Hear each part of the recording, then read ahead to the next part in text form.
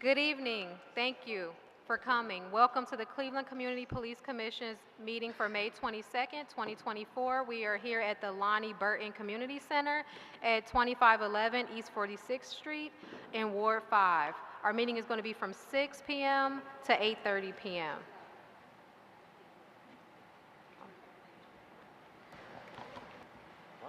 I'm going to call the meeting to order and welcome everyone. We're going to start with a roll call vote of attendance.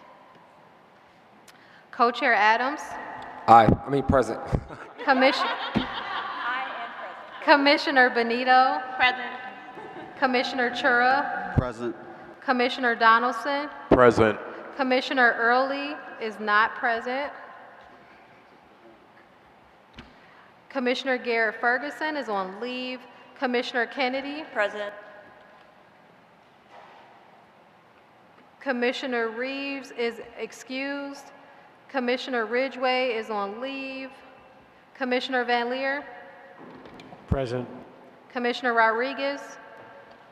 Present. Commissioner Wong. Present. And I, Commissioner Zayed, I am present. We will move forward with the next thing on the agenda.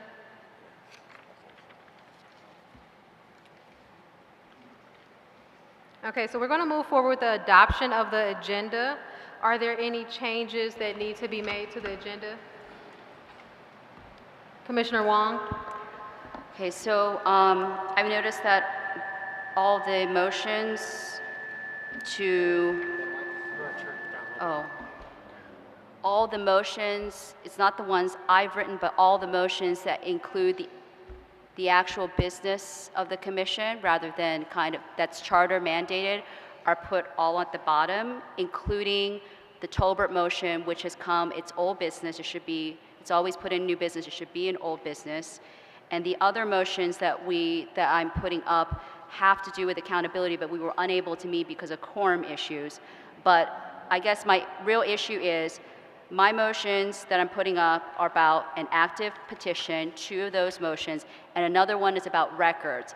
The other ones are all to censure commissioners. So I would prefer, I think, and that could be potentially a back and forth that's controversial, I would prefer to have the business motions first that are charter mandated. We are here to hold the police accountable we should hold ourselves accountable, but our primary mission is to hold the police accountable. And I don't know why they're at the end of the agenda, especially the Tolbert motion, which has been put up 6 times, so it should be under old business. So I move to put the Tolbert motion, the first one, into old business. The hearing date motion will come next in new business. I'm striking the motion to censure co-chairs and 3 commissioners because that is actually contained in the motion to include Chura, Wallach, and me in the records meetings. There are going to be elements of that motion that explain why the co-chairs have not been as productive as I had hoped, but we can strike that one motion. And I think the business motions that are charter mandated should go first. Especially because the other motions, I see that there's a motion to amend a previous motion. So here's the problem. I'm assuming the motion to amend a previous motion is about Mr. Wallach and the hiring committee. Well, those 2 should go together with the Mr. Wallach and the DOJ meeting. Those are concurrent issues. So maybe I'll make a motion first to move the Tolbert motion back to old business. Is there a second for that motion? Because this is old business. It's not even like a motion type of controversial thing. Is there a second? So we're going to put it at the end of the agenda. Okay, so there's no second, so that fails. Is there another? So, Jim, would you like to second that motion? It's been 6 times that it is old business, not new business. So that is just a complete error that's constantly made by the co-chairs in order to, and the co-chairs have said that this is a redundant motion, well then let the motion go through just to be sure. So I just want to move it to old business so that we can actually get old business done, some business. I'll second it. Okay, is there any discussion or debate? Is this So do we understand this October motion? I've tried to put it up 6 times. It was supposed to go through accountability, but we did not have quorum because of issues of Commissioner Kennedy and Commissioner Benito not being able to attend the meeting. Okay. Is there So any if we further- can take a vote, this is a pretty incontroversial issue because it's old business and it keeps being put in new business, and there are people asking why this motion is not even being able to be discussed. So if it's redundant, then just vote for it. If it's not, if you don't like it, then don't vote for it. But blocking it from even a discussion is hardly worth the effort of the commission. I'm sorry. Did attorney? Okay. Question for the director. Do we have these records? We don't have these records. Through the chair, yes, we do have the records. Do you have all of the records?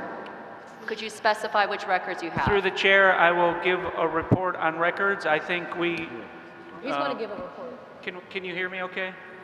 Through the chair, I think we get stuck on this agenda thing too long. That'll be covered in the records report that's already on the agenda, so that's not in the order of the agenda right now to talk about the Could you records. speak louder, please? So we have all the records So that you... Commissioner Wong, through the chair, that records update is in the agenda. Right now, we're on the agenda item of setting the agenda. That is already on the agenda. So, and there's a motion on the floor. So I will So cover, I would like I will to cover the clarify records. I through will the cover chair. the records during the records report update. Through the chair, I'd like to clarify, you don't have to go through every records, but we need to know if we have the Commissioner complete Wong, file. your question is out of order. Right now, we are discussing the order of the agenda. Quick comment. Hi, Martin, with the City of Cleveland's Law Department. I believe that the motion for the Tolbert case is in the proper order because items that are in old business are specific to if they have not already been taken care of, if they have not already been heard, or if they've been waiting to be heard from a previous meeting. Those items are then carried over. This motion, from what my understanding is that it did not get a second in the previous meeting, so it was adequately disposed of. So I recommend keeping it where it is. Thank you. Well, I have a I would like to question. call, is there any other discussion? I Okay, have- so we're I going to have- call for the vote. Excuse me, I've You've not spoken already twice. spoken I've not once. spoken twice. We're going to call for the vote. All right. Co-Chair Adams, Nay. Commissioner Benito, Nay. Commissioner Chura. We have the records, correct? All of them? Yes. Yes, we have the records. Nay. Commissioner Donaldson, Nay. Commissioner Kennedy, Nay.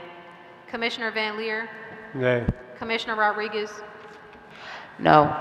Commissioner Wong, Aye. and I, Commissioner Zayed, no. So that motion fails. I have another motion.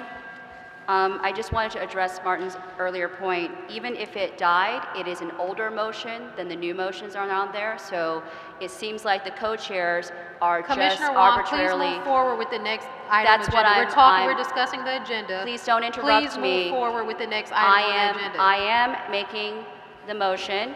So again, the motions I want to move are the hearing date for Tolbert's petition, and also the motion to include Chura Wallach and Terry Wong on the records meetings, because those actually have to do with the charter mandates of our business. Nowhere in the charter does it talk about, and we don't have a Okay, process thank you for very Century. much. Thank you. Is there a second for this Could motion? you please, would you mind being in order, Is there a Chair, second and for then this not motion? not interrupting people mid-sentence?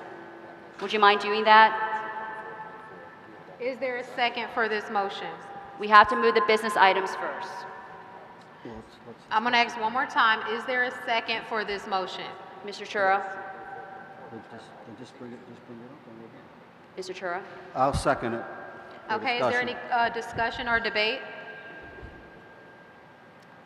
I want to reiterate that nowhere in the charter does it give us the right to investigate ourselves or censure ourselves.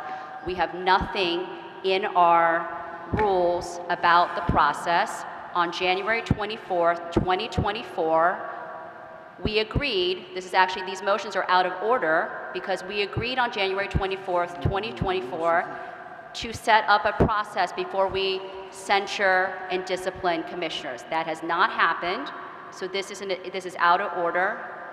So, and many of these motions contain falsehoods. So are we going to get down to the actual business of the commission, which is holding the police accountable, or are we going to continue in this internal politics and dysfunction? So that is the choice here. You can get to these motions, but why are they taking priority over the actual business of the commission? Is there anyone else that would like to speak? Okay, we're going to call for the vote. Wait, right here. Co-Chair Adams, Nay. Commissioner Benito. Nay. Commissioner Chura, Aye. Commissioner Donaldson, Nay. Commissioner Kennedy, Nay. Commissioner Van Leer, Nay. Commissioner Rodriguez, Nay. Commissioner Wong, Aye. and I vote nay. That failed 7-2. Commissioner Diane, Okay, so I move to adopt the agenda. is there a second? Second. Okay, I have a question. Have we struck out the other motion? We need to do a motion for that. you would like to, okay, so, To So the the chair, next- you can just withdraw that when it comes up on the agenda. It doesn't have to be struck out. That you can just withdraw. If you're the bringer of the motion, you can withdraw the motion. Why don't we do a motion so it's more efficient? I move to that's remove not, the- actually not more efficient. Yeah, there's already a motion on the table, so, Well, I make an amendment to adopt the agenda after the motion to censure the co-chairs and 3 commissioners is strucken from the agenda. is there a friendly second for that? She wants to adopt the agenda with the strikeout of the co-chairs and 3 commissioners. She did a friendly amendment. I did a friendly amendment. It's easier to do it this way than do it later. There's nothing controversial about it. The Second. motion is actually this is the last motion. Okay, so we're going to call the vote to adopt the agenda with the motions to censure the co-chairs struck from the agenda. Yeah, because it's the second motion. Okay, so I'm going to call for the vote. Did we get a second? Yeah, Adriana seconded. So Co-Chair Adams, Aye. Commissioner Benito, Aye. Commissioner Chura, Aye. Commissioner Donaldson, Aye. Commissioner Kennedy, Aye. Commissioner Van Leer, Aye. Commissioner Rodriguez, Aye. Commissioner Wong, Aye. and I vote yes. To the chairs, if you're not speaking, close your mic because it's causing a feedback loop. So make sure to all the commissioners, if you're not speaking, close your mic. So we're going to move on to meeting decorum. So the meeting decorum is listed on the agenda for tonight's meeting because we have so many items. I'm going to make a motion to limit talk time to 1 opportunity per motion and to limit that talk time to 2 minutes per commissioner. Is there a second? I'll second. Okay, is there any discussion or debate? Commissioner Wong? Considering that we are moving to censure 3 commissioners, 2 commissioners, one who is not even here to defend herself, I think that at least for the censure motions, because you're not following process, and there's no due process, that you will allow Robert's rules to at least be used for those, because it is so far from the Robert's rules of what a disciplinary process should be.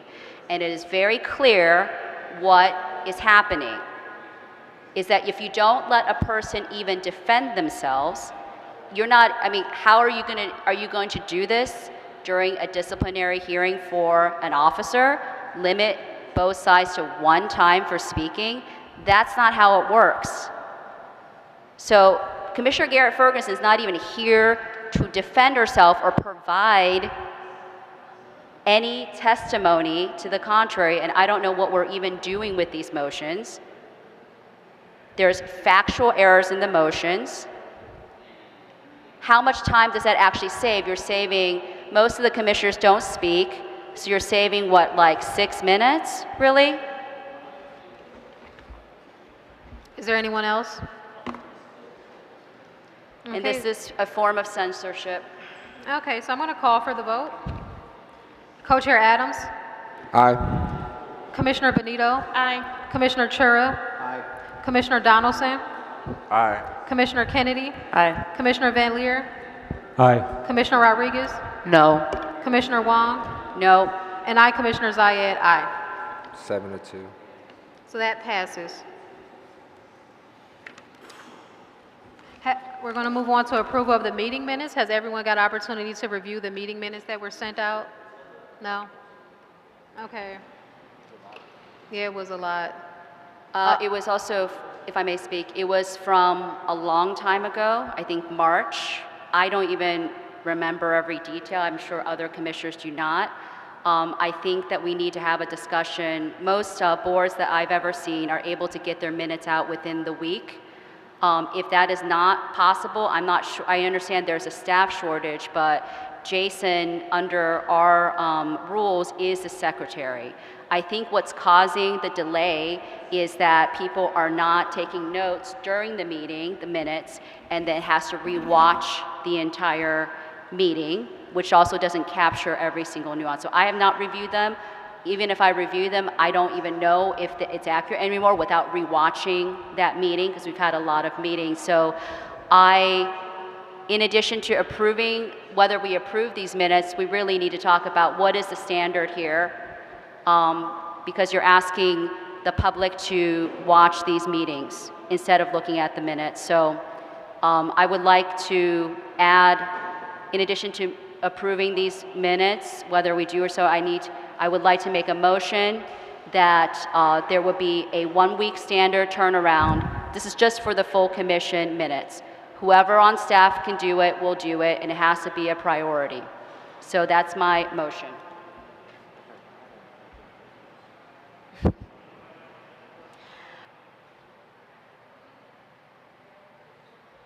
Was there, I didn't hear, was there a Is there a motion? second for that? Because- to adopt the minutes Or maybe first? 2 weeks if you want, because we're looking at minutes now So from that's March. an amendment? Hold on. Right now. So we're having a debate before we're clarifying the motion. So just a point of process, the call was to adopt the minutes, right? And then we turned into a debate about the minutes and how they're, so that's kind of out of order. So it's a little confusing to try and keep track. So there's If we're putting a motion forward to adopt the minutes, it's either seconded or not seconded. And if it's seconded, then we can make a friendly amendment. So this is like just talking over the process right now. So we could start over. It would be helpful.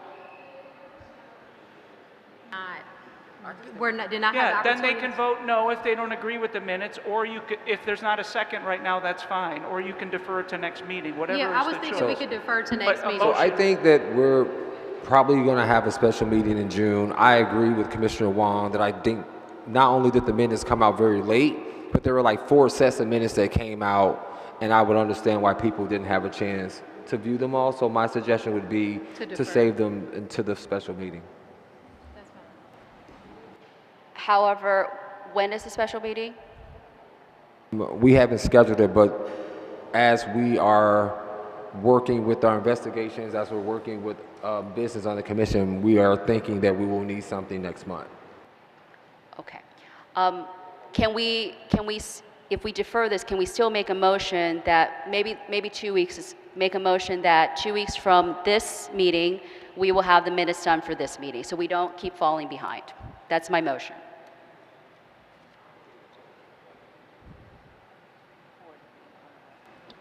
For the meeting on record, that's it. We just keep falling more and more behind. I may not be here at the special meeting. I would like to make this is a easy process fix. If the minutes cannot be done within 2 Is weeks, there a I'm not second sure. for this motion? I'll second. Any discussion or debate? Okay, we're going to call for the vote. I don't think we should put a time.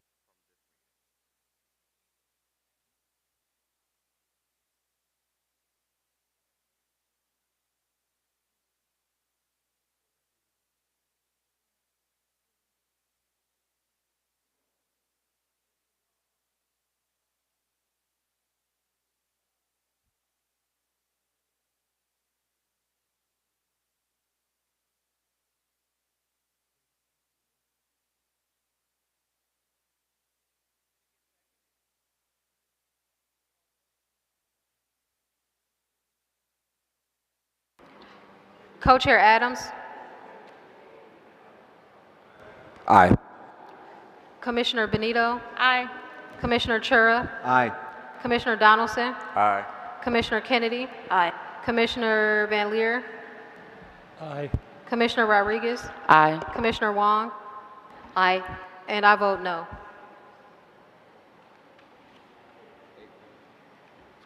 Motion passes.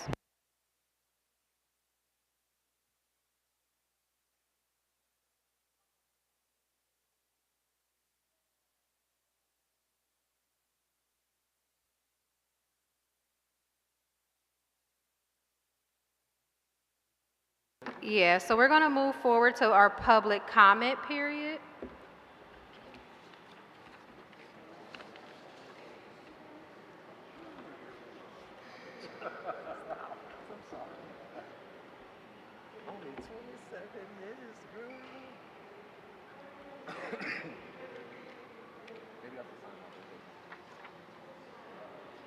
Brenda Bickerstaff.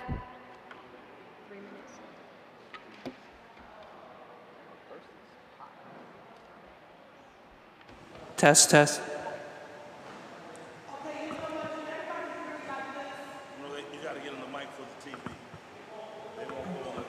Can everybody hear me right here? Okay.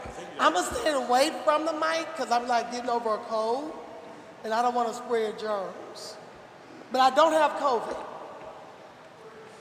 Okay, so there's a couple of things I want to bring up. And I talked to Serena before the meeting.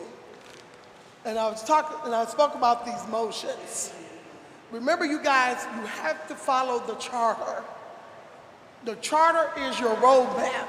Whatever the charter tells you to do, that's what you have to do. You can't deviate away from the charter. You have to stick with the charter. Now, Commissioner Chura, I'm gonna kind of pick on you a little bit because you was an ex-police officer. With the friction going on with the commission, I expect for you to stand up to them and kind of smooth things over because you were a former police officer up in rank, and sometimes you have to do things like this. Some of you do know I want some of you to be removed because we need to move forward with this commission. It is not moving forward where it needs to go. So we got that clear. And you know what? And you're being paid. You're being paid tax dollars to do your job. You should not be behind in your minutes. Period. And you are. You got people here that supported you. Pastor Phillips supported issue 24, 24/7. So at the end of the day, I'm gonna just keep encouraging you to do better. And the more I keep throwing things at you, you're not listening to what I'm telling you. The police that's sitting back there shouldn't have to be here to police the Cleveland Police Commission. And I'm gonna tell you again, the union lawyers is gunning for you. They want you to screw up so they can file that lawsuit. And the Tolbert case, I'm gonna say this, make sure you know those GPOs and talk to them about that, Mr. Chura, because you know how the GPOs go. And you know about that union contract, okay? So I'm gonna end my thoughts right there. Thank you. Next up is Sabrina Otis.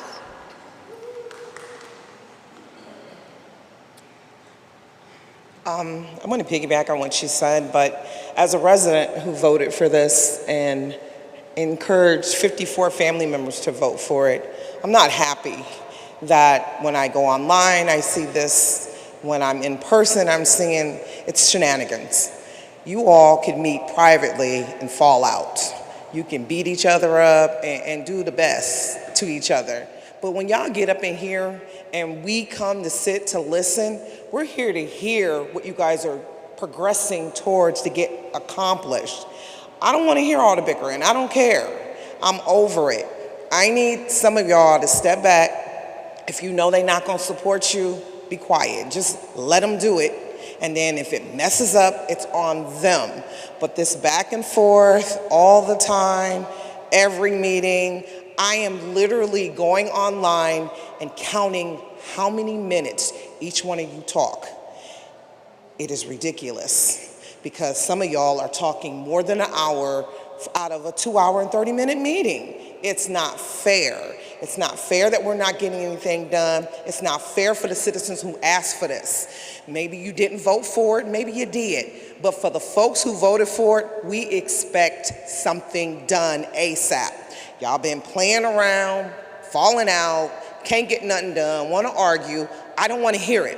When I come in here or when I get online, all I want to see is some camaraderie and getting some things passed, voted, moved on. Passed, voted, moved on. That's what we would like. Thank you. Thank you for that. Luca, is it Luca Wagner?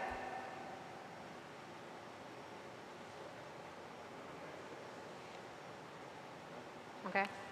Going on to Cameron Damascus.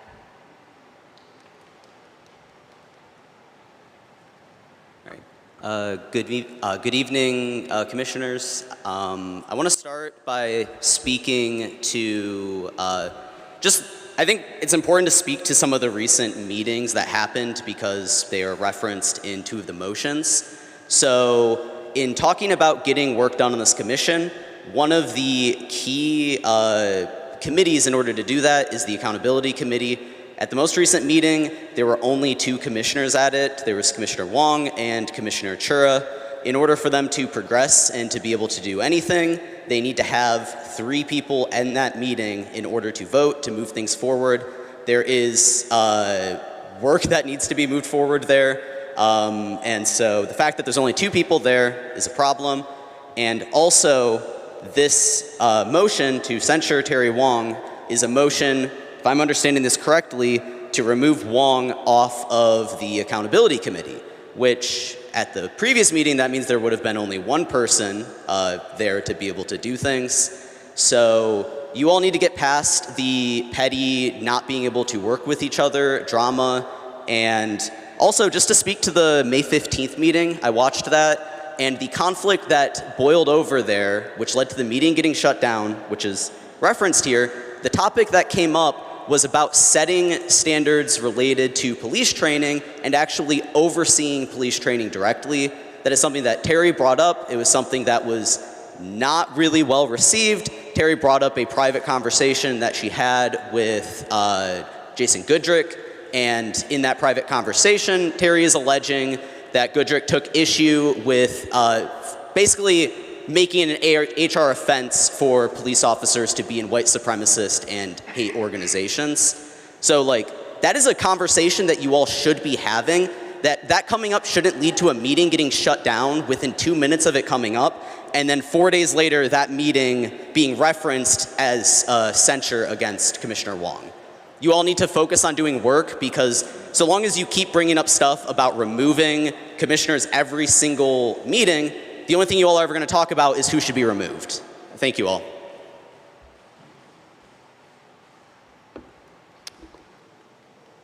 Thank you for that. We're going to move on to Lou.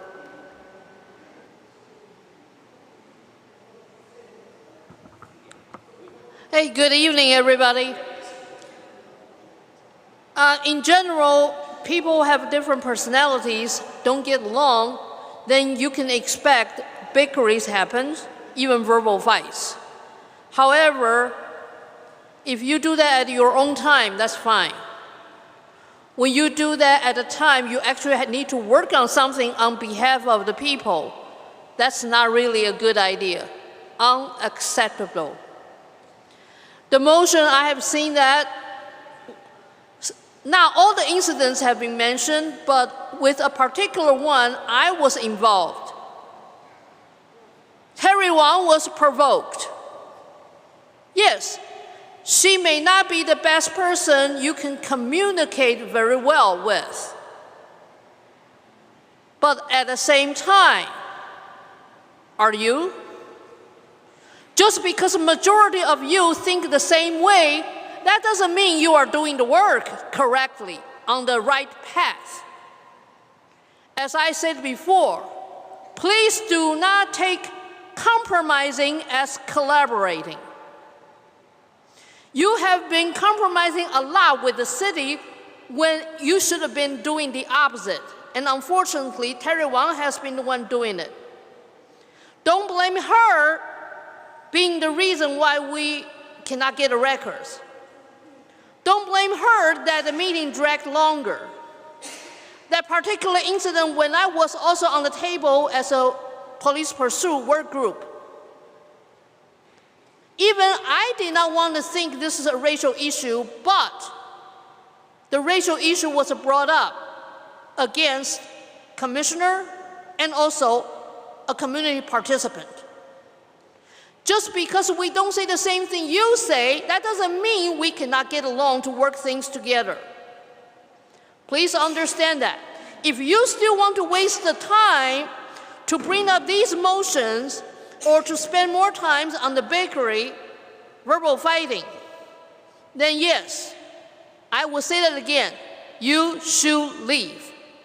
Thank you.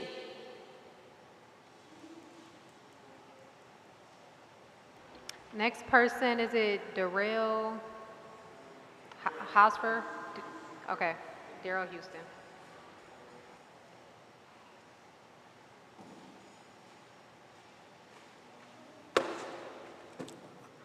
First of all, I'd like to thank everybody for being here.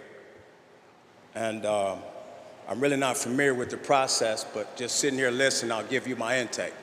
And then I'll give you my vision on what direction the city needs to go in. And the first thing I'll point out to all you distinguished people is that you're being videoed, right? And if you're being videoed, that means people are watching your behavior, people are watching your body language, and people are watching to see if you're engaged, okay? Now, hopefully, all of you guys are here for the same common goal, right? And that's to get results because your issue 24 passed, and this is why you guys are here, right? Now, with this young lady, Miss An, what's your name, ma'am? Ms. Wong, thank Ms. you. Wong, sorry for mispronouncing your name. It's okay, thank With you. her, what I think you guys should really do is she's meticulous in what she's doing, right? Some of y'all should think about some of the things that she's actually saying and see if there's any facts to it before you start showing disconnect to it, okay? Because I watched all y'all body language and none of y'all seem to be connected to why y'all really here, okay? You're not here because she's speaking out. You're here because we have problems in our city and we're trying to solve them in a collective way, right? We have a diverse group here. We have multiple different age brackets. And I'm telling you guys, if we can sit here, we can figure out how this can work. I don't like to see people arguing back and forth that say they have the same common goals, okay? We can all sit here and agree to disagree, right? And that's respectful because all of y'all are adults, all of you guys have children, all of you guys are connected to this community. Until you realize that everyone in this room, everyone in Calgary County, everyone in the state of Ohio is connected in some type of way, whether it's directly or indirectly.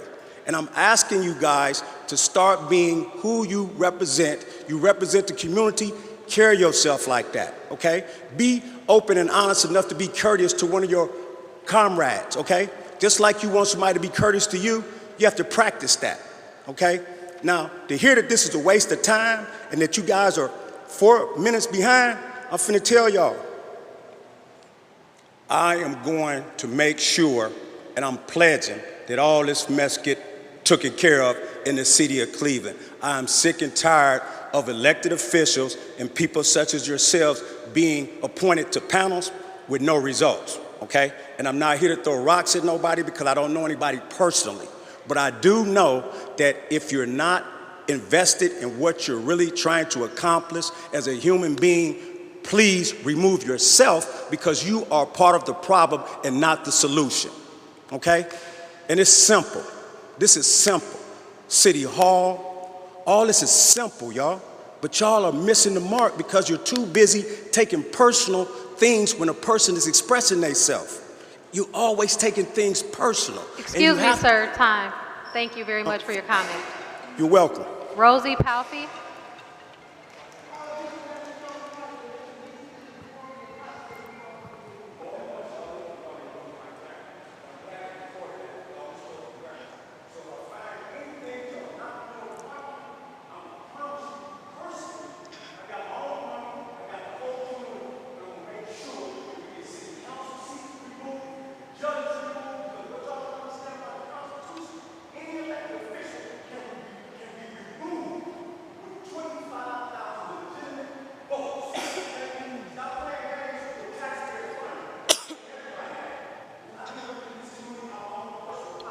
Jason. All right, I'm going to start my public comment right now. My name is Rosie Palfy, and I appreciate everybody's, I appreciate everybody's opinions, but some of us have been doing this for 8 years.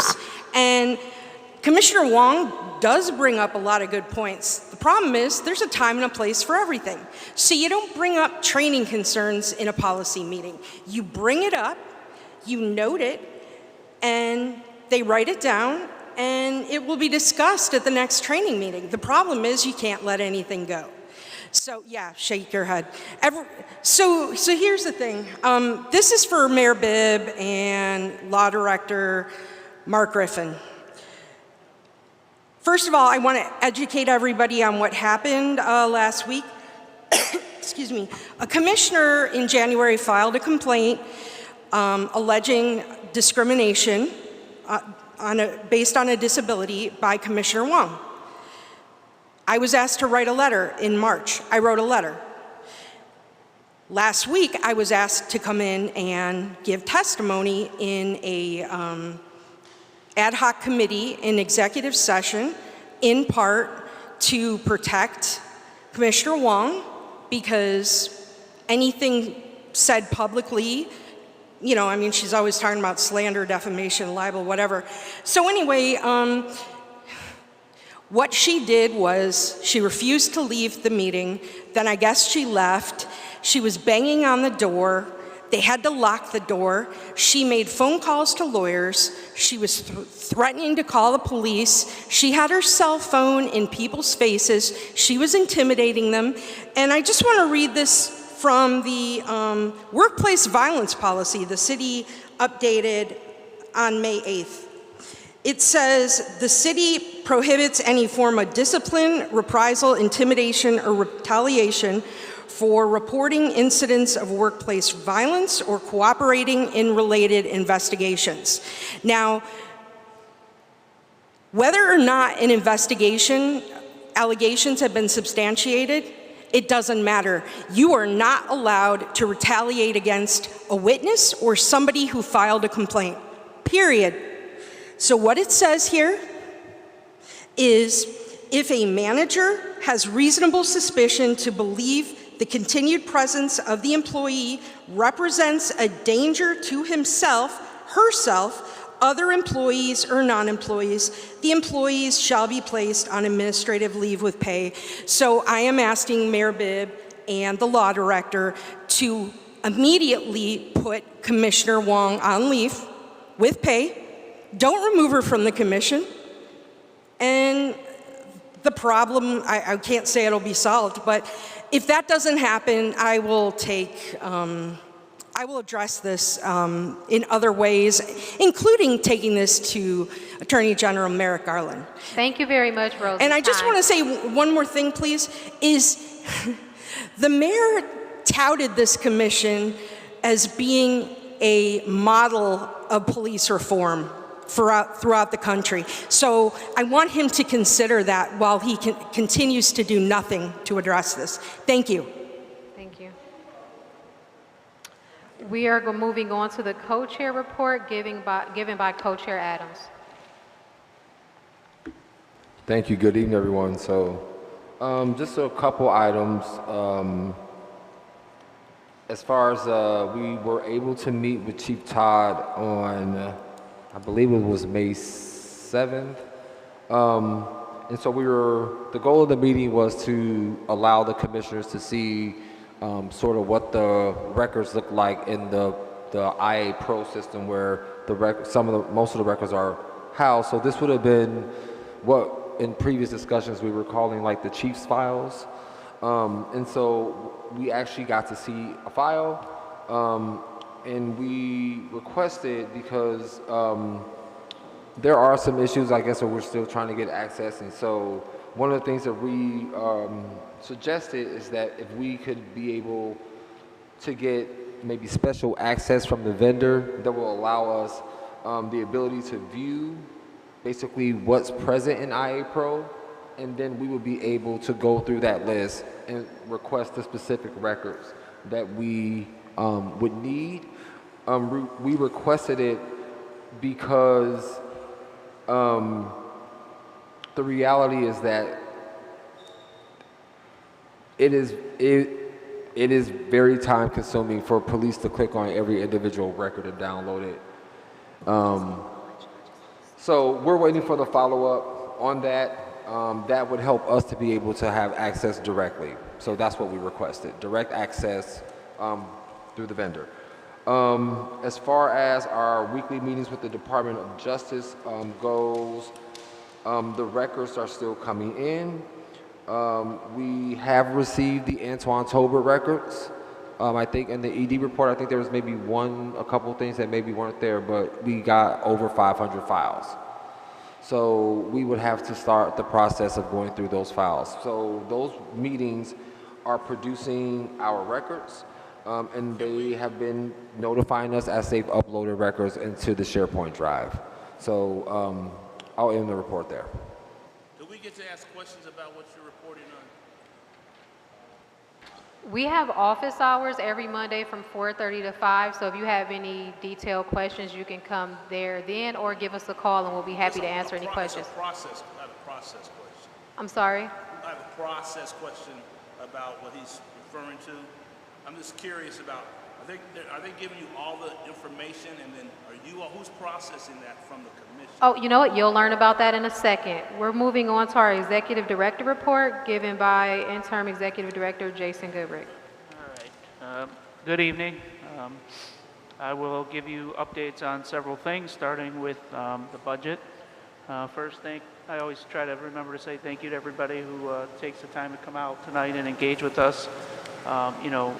Being passionate about how you feel things should go is wonderful, and that's the kind of people we need to come. So please continue to follow us and encourage everybody to do better. I think that's wonderful. All right, so budget, there are no new spends that required reporting or votes in this month period, other than normal operating budgets such as rent and taking care of the things in the office.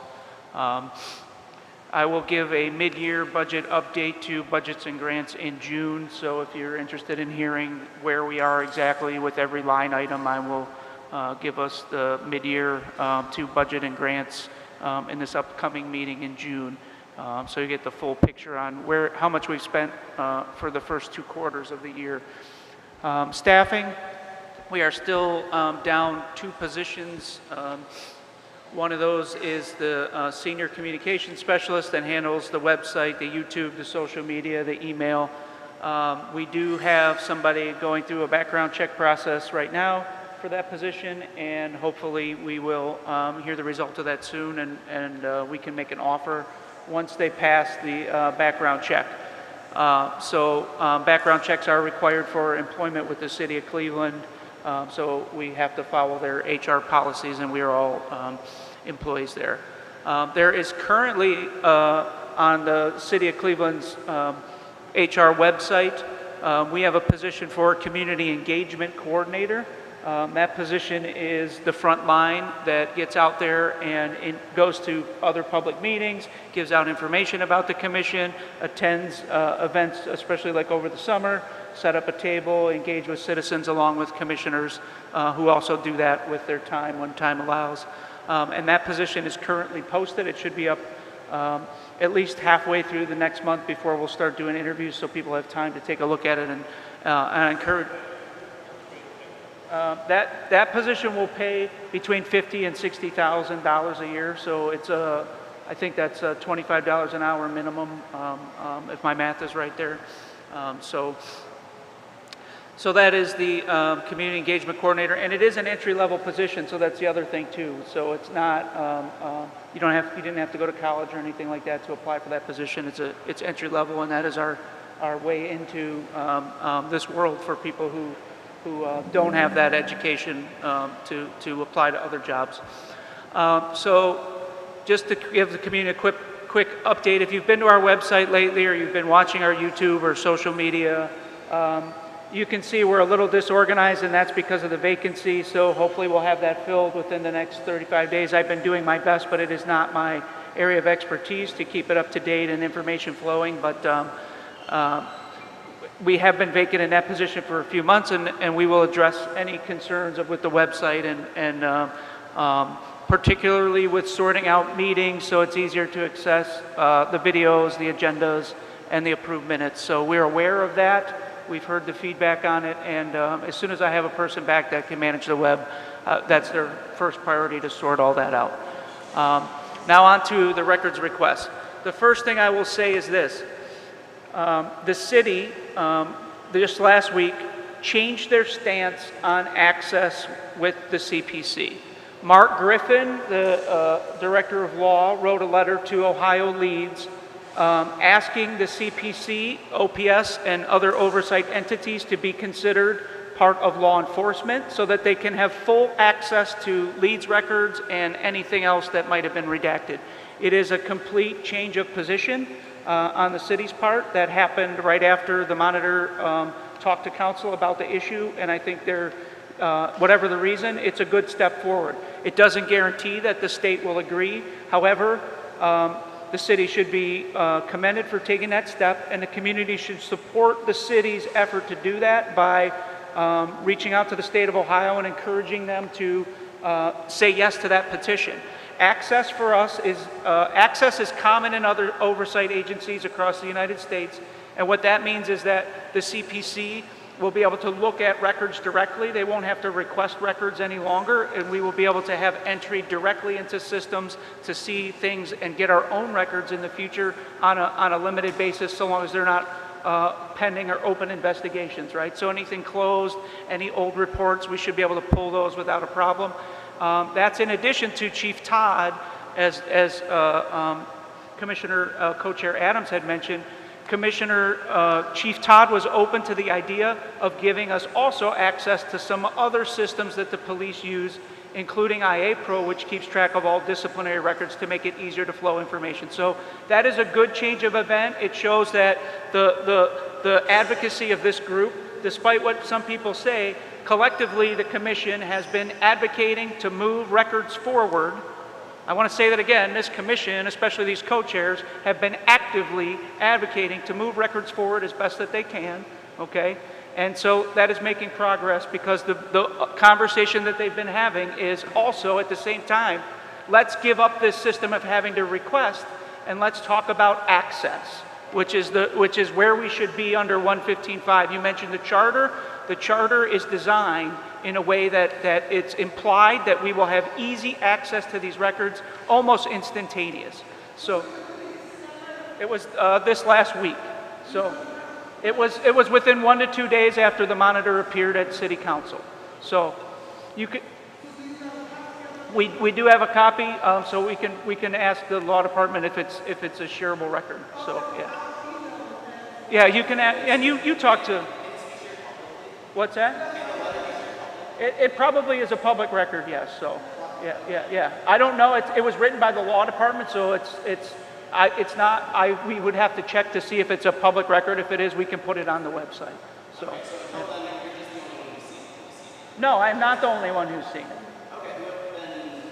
Whoever the law. I didn't write the letter, sir. So whoever the law department shared it with is who has seen the letter. So I don't know the answer to that either. I think they were all CC'd on it. Maybe I didn't check the list, and I don't have it on me right now. So yes. So but some commissioners have probably seen the letter. So and that is I remember I am not the sender, so who they sent it to is not in the top of my head right now. It was a very long list. There were dozens of people CC'd on it. So moving on with the report here, individual records. We do have a few still outstanding. Every single thing that's outstanding is moving forward. The city has not filed any new objections. The DOJ asked them to file new objections. They have not done so. We find this out every Friday, so you may hear that that we're not getting regular updates or pursuing records. That is not true. Every Friday, there are 3 representatives of this commission who are in a monitoring team with everybody dealing on the records issue at the city. And those conversations are very fruitful, and even things that they said they weren't going to produce as a result of those conversations are being produced faster and more frequently. So Yes, the monitoring team, the DOJ, the CPC, and the city are in a meeting every Friday about all the records.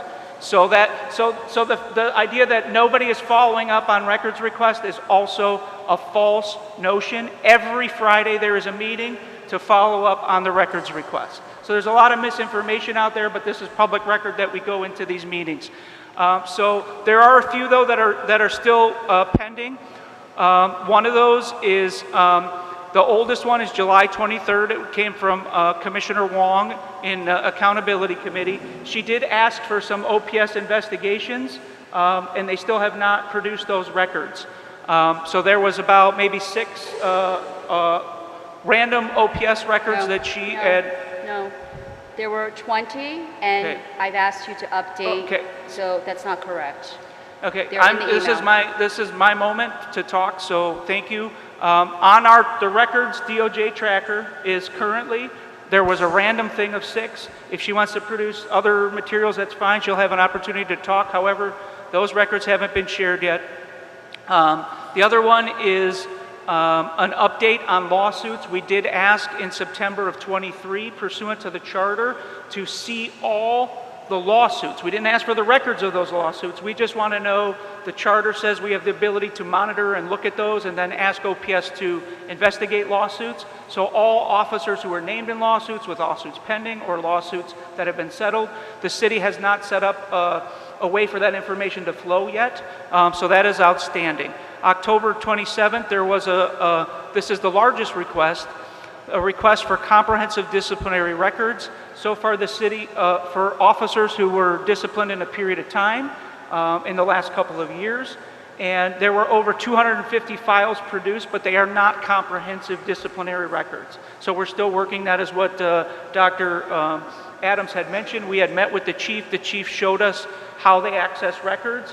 And so what we said is, why don't you just give us direct access then, instead of having to worry about sending us thousands and thousands of files, let us just look in the system. So that's what we're working on there.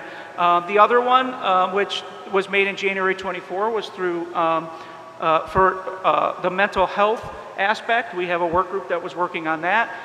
It is for records related to complaints that were CIT calls. So specifically, it's called the Brazos form. We wanted to see forms that resulted in OPS complaints or investigations that were related to crisis intervention calls. That has not been responded to at all.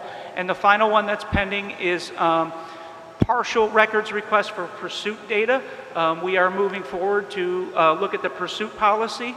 I know that Pete will probably mention it and Chandra will probably mention it, but we do have a survey up. Please take that. So it's getting some community feedback on police pursuits with a QR code. You can take that survey and start that process.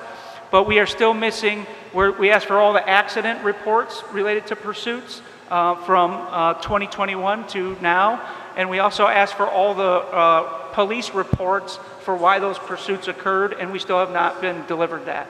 So that is our records update at this time. As Commissioner Adams mentioned, Co-Chair Dr. Adams said, we did receive all of the files with OPS record 2022-0116, which was the case that was requested of us to look at. Those records came on Wednesday. I'm in the process of sorting them out. So we do have a process for how we go about sorting those out and sharing them internally, and next steps for that. The only thing that I noticed that might be missing is the safety director's departure letter related to that case was not in the file, so I did immediately request to see if that was an oversight and if they could provide that letter. So that is the only thing that I am aware of at this point that we're missing related to that case. And it is an impressive amount of stuff to go through, so we will do our best to move it forward. The co-chairs are aware of the process. The accountability chair, who also used to be the rules chair, wrote the process and adopted the process. Well, she didn't write the process, but while she was rules chair, she moved forward the process for how we handle these records through her committee and then to the commission. And that process is that we will go through it and do an assessment to the accountability committee, and the accountability will decide if we have a hearing or we do not have a hearing. So we are in the process of doing that now, and we also have to sort it by officer. So we can't group officers together. This is looking at each officer individually. So the records didn't come that way. We're going to have to manually sort it into each officer involved with this, and then do a separate assessment for each officer per Mr. Tolbert's petition request to us. So that is correct. So we do have those records. Yes. What they have told us is it's the entire OPS file. So as I mentioned, there was only one thing I noticed that wasn't in there. But I don't have an index to check it against, so we have to take it on good faith that it is the entire comprehensive OPS file.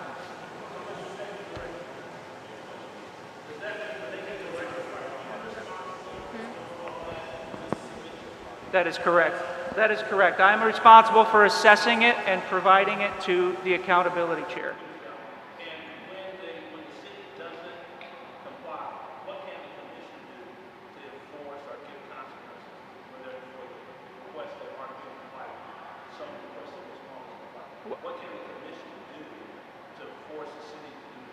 So with the records that we don't have compliance with right now, as I mentioned, it's already being managed by the federal court. So all of those records will be delivered because the judge has already said they must be delivered. So on every one of those, he wanted a plan with a timeline for delivery. As I said before, there have been no new objections to any of those records, and they are past the objectionable time per the court's order. In addition, this commission has asked an outside attorney to separately look at the issue of records and how those flow in different contexts. So there's a letter, accountability will probably report on that, or the ad hoc committee will report on the letter and what they asked the attorney to specifically look at regarding those records.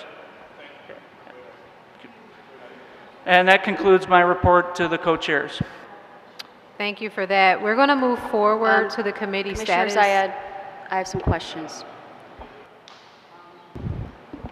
All right, I do want to correct the record a little bit. Mr. Antoine, I'm the chair of accountability. Mr. Antoine Tolbert's request petition to us was for Sergeant Lance Henderson.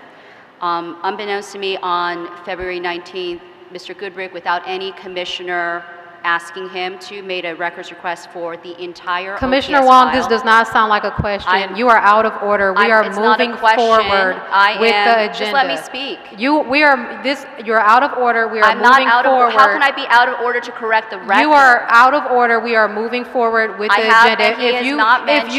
If you disagree with this, has. you can appeal. And we can No, vote no, to no, let no, you no, speak. No. This is not That about is an how it appeal. goes. That is Robert's And rules. Mr. Goodrick is You not. are out of order, Mr. Commissioner Goodrick, Wong. Please tell me how Please I'm out stop of order. talking, Commissioner There Wong. are records or still or missing make an that he has appeal. not mentioned. Can you please make an appeal? I'm making an appeal because there are errors to what Mr. Goodrick just said on public record. There are records still Okay, so you're outstanding making he's an never appeal mentioned. to be able to speak about what Well, I wouldn't have to make Jason an appeal Goodrick if you has just let me said. speak. No, I'm not going to let you speak because you're out of order. How am I out of order, though? You have to explain that. You can't Because just you're say out not of order. asking a question, you're trying to debate. I have actual I'm questions sorry? for him. Well, sir, let with me all due ask. respect, please let us conduct our meeting. Commissioner Wong, not you are letting out me- of you're not order. letting me Please speak stop about the talking. If you're records that not are going to missing. stop talking, you need to appeal to be able to speak. And then we will But vote to see if the I commission don't will have allow to you appeal to speak. unless you have to tell me why I'm out of order. You are out I of am order because correcting you his can. record. This is not debate. This is not time for It's debate. not a after he debate. gives I'm his correcting report. the public This is record. not time for you to make corrections.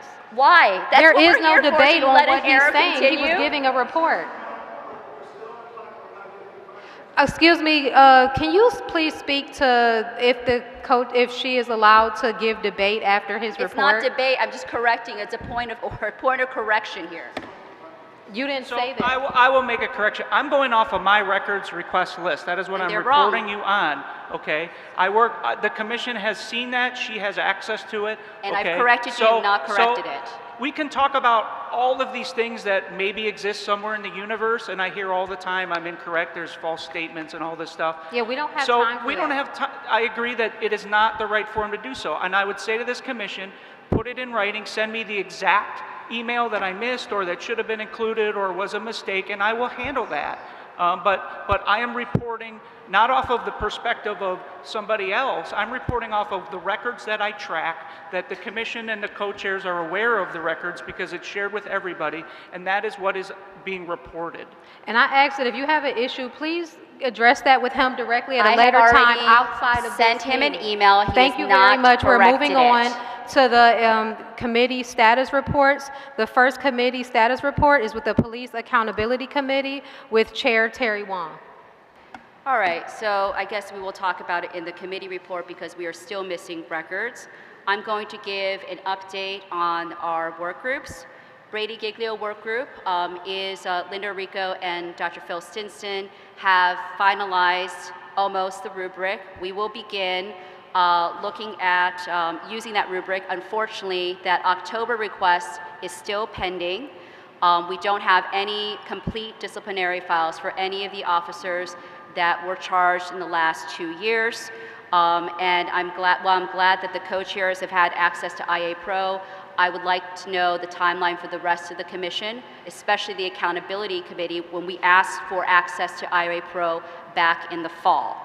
I do want to also commend that it was the Accountability Committee through the chair and through the other committees and the work groups that first brought this issue of the records to the monitor, and it was our report to the monitor that facilitated this entire, so while we appreciate the co-chairs meeting after the fact that the monitors are engaged, it was actually making the records request that brought this to a head.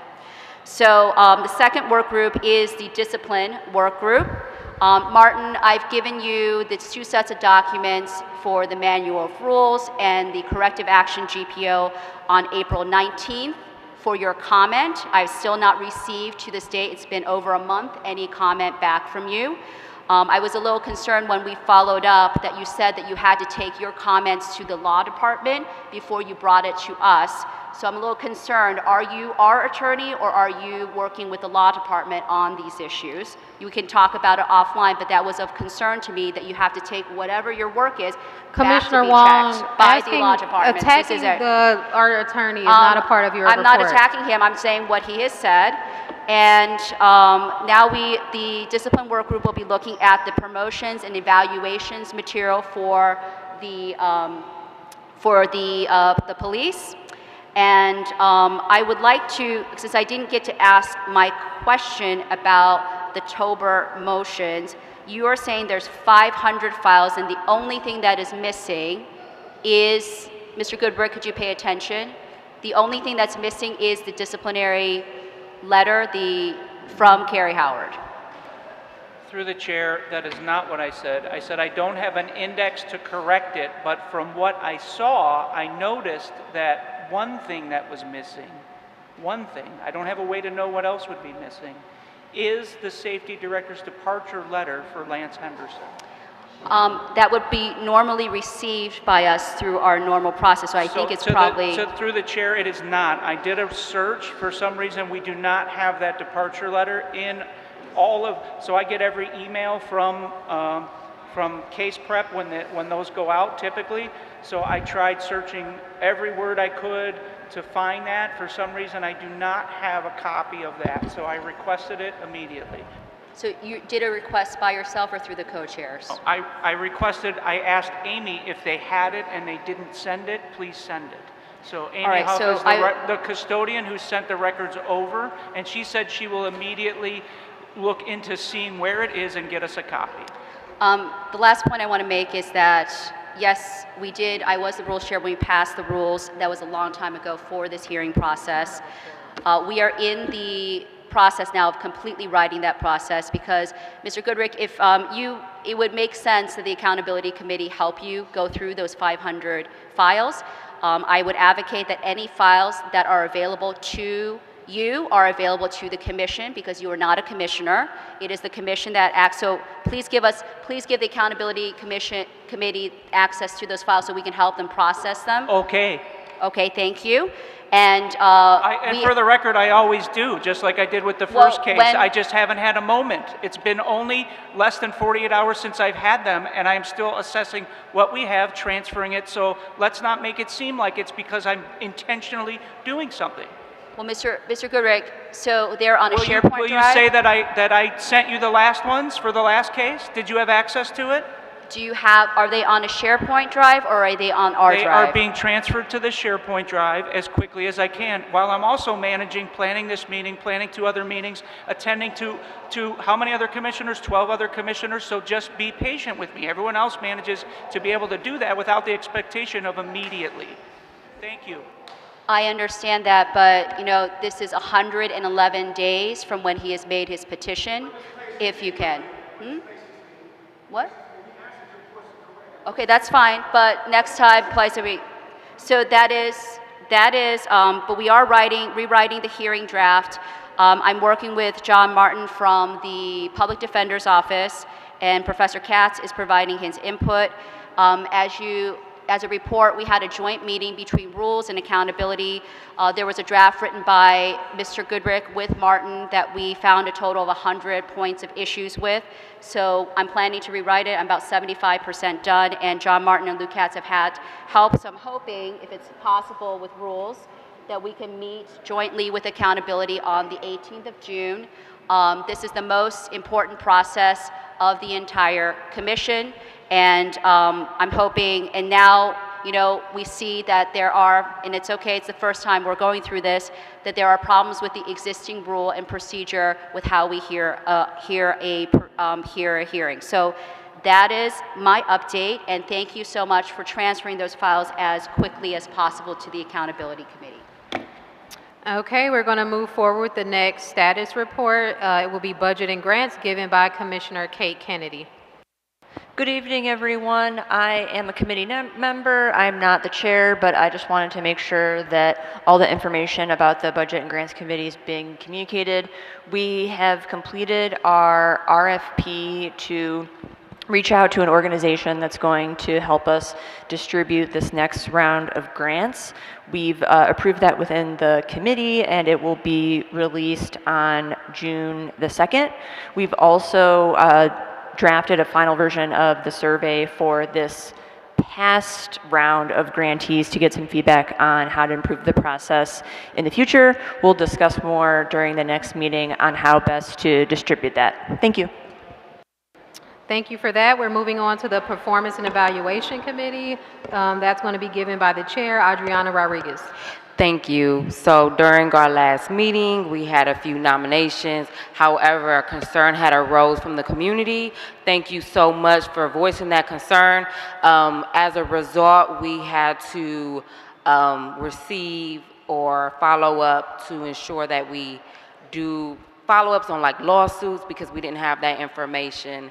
Right now, it's pending, and we need a little additional time to follow up and ensure that we do our due diligence. But after we receive that and understand how, especially employment laws, how we can navigate that, we plan to have community meetings for the 1st and 4th district. I just want to put on record, I'm not going to say which candidate was named, but I've received a potential complaint about one of the candidates from a citizen. I don't know if it's the same one. More than likely, yeah. Because that person has only talked to me. And unless Mr. Goodrick, did you relay this information? Through the chair, we did receive a concern after that meeting was conducted when they mentioned who their finalists might be from a community member. I have no way to know if that's also the community member that you're talking to, Commissioner Wong. So I guess a point of clarification, we received it for all the candidates that we were looking at, just a quick review of any legal pending cases or lawsuits, because overall we was looking at discipline, and that information was not received in that discipline. So all the candidates, just to be on the safe side and to do our due diligence, similar to ensure any legal, anything current, pending, or in the past, we asked for that record. Okay, so I don't think this is the same issue. This was a specific complaint. I do want to clarify again, I apologize I didn't get a chance to watch the meeting. Are you asking for the full disciplinary file on all the candidates, or are you just basing it on the disciplinary letters? And there was one candidate that had, when I went through the letters, There was an issue of concern that needed probably following up, but are you looking holistically at their entire record? So we received the discipline as well as use of force, and then we requested any lawsuits pending, past and present. Okay, so not the full disciplinary file, because the full disciplinary file, my understanding is there could be things, for example, from a lawyer that makes a complaint. There's a lot more information in the, and other, so you've received all of the OPS complaints? Yes? So, for the candidates? When I asked and received verification, this is all I've asked for, all the disciplinary files. When I received notice, the discipline, that's all that they have on file, from my understanding. I asked several times, and I even asked Interim Executive Goodrick, as well as my committee members. From my understanding, that what we have as discipline is what all they have. Would you be able, is it, Mr. Goodrick, is this the file that we got as a commission? So through the chair, when we met with the chief, okay, this is what was explained to us about disciplinary files, right? They no longer keep single unified paper files on anyone. To consolidate an officer's record, they go to several different sources. With discipline, it's in IA Pro. They don't have digitized anything that is older than IA Pro, nor do they have incentive to do so, because in the police contracts, the way the chief explained it to us is that there's no need for them to keep records past 3 years because the contracts prohibit them from looking at those records. So the chief no longer keeps those files. They're in what's called the archive. So, and when we ask questions about the archive, most people didn't even know how to find a person in that archive because the people that used to do that just aren't around anymore. So the matter of saying full disciplinary file, when you ask them for that, they search IA Pro, and whatever comes up to them is a full disciplinary file from the perspective of the current command staff. So I think we need to really revisit learning more about what they do now versus what they used to do, and if there are paper records, establish what the process is for going into that archive, because it was my understanding at that meeting, they just don't go in the archive for anything anymore because they've had IA Pro for so long, it's all that they know. So they search IA Pro, and with these commanders, they have provided everything on each person that is in IA Pro related to discipline. So for them, they consider it the full disciplinary file. I just want to ask a point of clarification. This is the file that would be, say during a disciplinary hearing, a file is put together for the officer because that's an aggravating and mitigating circumstance. Is this the same file? And we also had a motion that we passed to obligate them to put together a single file. I hardly think that it is our fault that they've dispersed these files again. What does Chief Toss say about our motion that we have put forward with, I think, almost unanimous consent to have a single file kept for every officer so it's not taken apart, put back again, and it causes quite a bit of delay? Her words, if I remember them, this is very close to it, is they want to meet our request. Chief Todd agrees that that is something that needs to be done. However, they can't meet the timeline that we requested in our motion. But she did make a commitment to work on the issue, and I believe she was going to send an answer in writing. She may have already sent it, and I just didn't see it, so the co-chairs can follow up on that if they need to. But do you have anything to add to that? Okay. I would just encourage the commissioners to look at the file that's on the SharePoint drive. That's an example of sort of what is all included in an officer's file. I think it will help people to understand why we're asking for access, because we hope that the access will speed up the process of how we receive records, because we can be more specific in our records request because we'll actually know what's in the file. So, you know, we're not trying to make excuses for the police, but I mean, the document that we were sent that was just sort of an example of what's in the file is 19 pages. And that's not even files, that's just what's in the file. So we have to figure out a way that we can get the records faster, and we have to work with them if they're willing to work together with us to help us get the records, and we're not getting the resistance. It's more of trying to figure out how do we do it. So I would, that's what I would add. So just from my understanding, I have the discipline and use of force. And I just want to ensure, especially as chair, that I asked several times, and from my understanding, I was told that I have what I need. Okay, Commissioner Rodriguez, are you done with your report? Thank you very much. We're going to move on to the Police Policy Committee, and Commissioner Van Leer will give that report. Okay, so the main issues that we're looking at right now on policy are wearable camera systems and in-car camera systems. There's a GPOs, I think 3 GPOs that we're looking at there. We have a work group that's looking at vehicle pursuit, and I believe you have a survey that's out there. So I don't know if you want to say anything quick about that, or do you want to mention that? Yes, so we have a work group that is looking at the vehicle pursuits policy. The one thing is we now have that draft GPO that we were sent by CDP up on a Survey Monkey. You can see the GPO draft in its entirety, and you can submit feedback based on what you think about that policy, and that feedback will be utilized as part of our review and any changes in drafting that we do to change that policy. So if you are interested in reviewing the policy, which we hope that you are, you can use the QR code on that form. In addition, we are planning a community conversation event around this topic.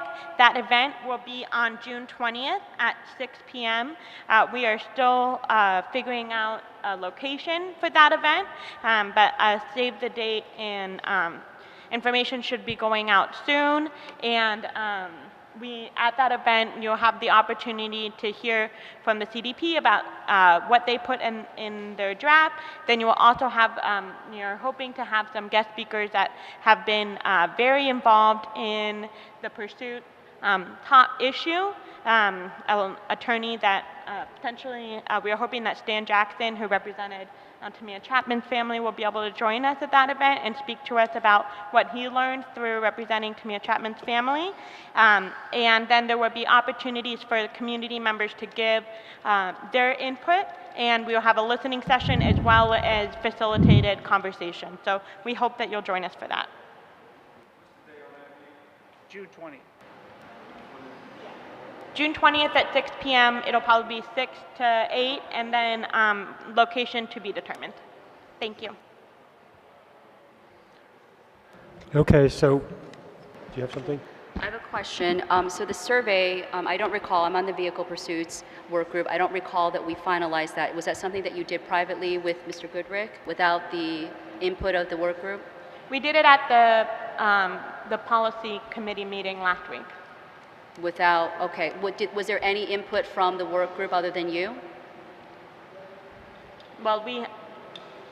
Did you send out an email? I sent it to the entire work group. I never received any written feedback, and then I also sent it to the entire policy committee, and didn't receive any written feedback. And then in the meeting, we voted on it and voted to approve it and move it forward. So it was never discussed in the work group, to my understanding, right?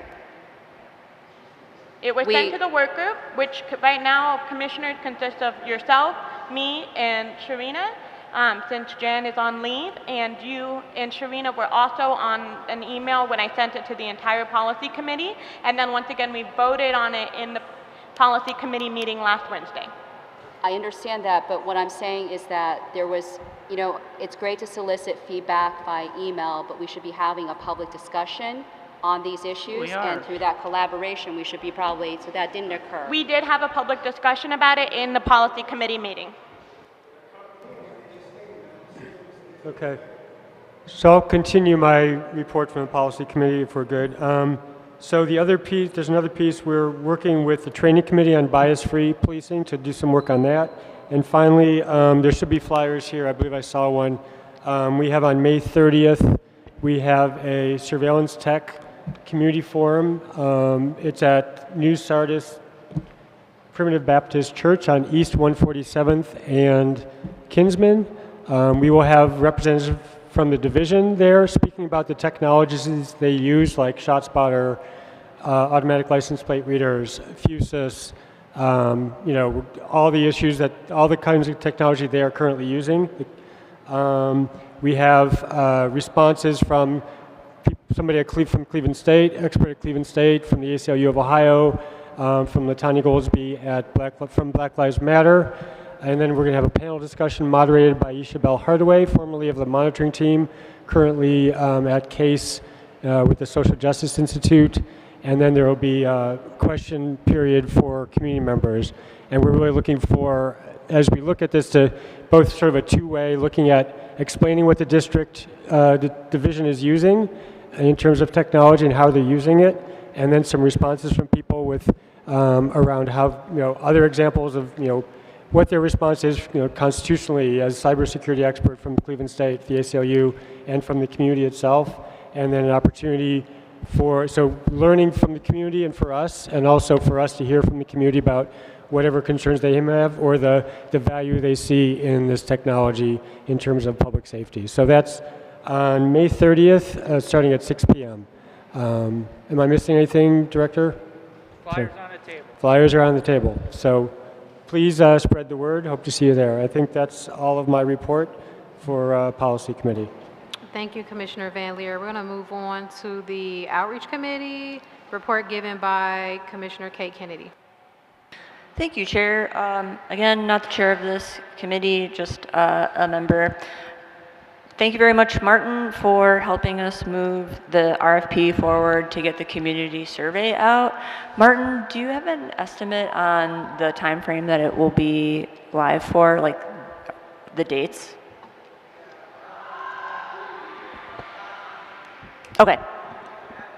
Because I was looking through my email. Okay. But I figured that it was somewhere. I was looking through my email, but I couldn't find it. But that should be live very shortly. And then thank you, Ryan, for sending the final draft of the survey. That survey will be shared with whoever wins the contract for that RFQ. It might go under some kind of like mild to moderate edits, but the spirit of all the questions will remain. And then by our next meeting, hopefully I'll have an update for you about the next stage in that process, hiring a survey firm. Thank you.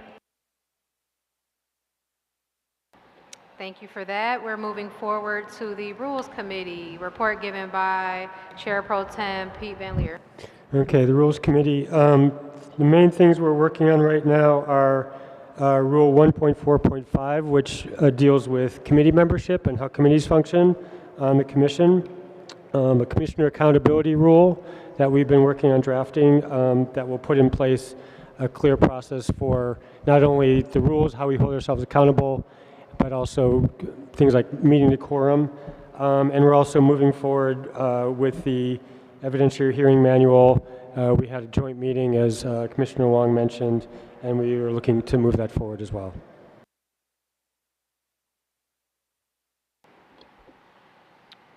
Is that all? Okay.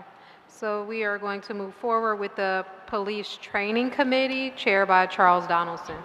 Yes, thank you. So the Police Training Committee met on Wednesday, May the 8th, and one of the things we reviewed and approved was the dispatch instructor manual.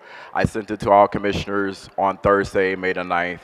So this manual is a training that's going to be provided to all dispatchers, and it was created by the Adams Board, and it was also reviewed by MRAC and also the CDP Training Review Committee, in addition to our training committee. But it is going to be delivered in person to small groups, and it's going to be delivered at the dispatch center. So based on our review and approval, I am going to motion that we approve the dispatch instructor manual. I'll second. I can't hear. Could you repeat yourself, please? Can you turn your mic up and say it again? Yeah. All right, what do I need to repeat? Repeat the motion. Oh, our motion to approve the dispatch instructor manual. And I seconded. Is there any question or debate? Since none, we'll move forward with the vote. Co-Chair Adams? Aye. Commissioner Benito? Aye. Commissioner Chura? Aye. Commissioner Donaldson? Aye. Commissioner Kennedy? Aye. Commissioner Van Leer? Aye. Commissioner Rodriguez? Aye. Commissioner Wong? Aye. And I vote yes.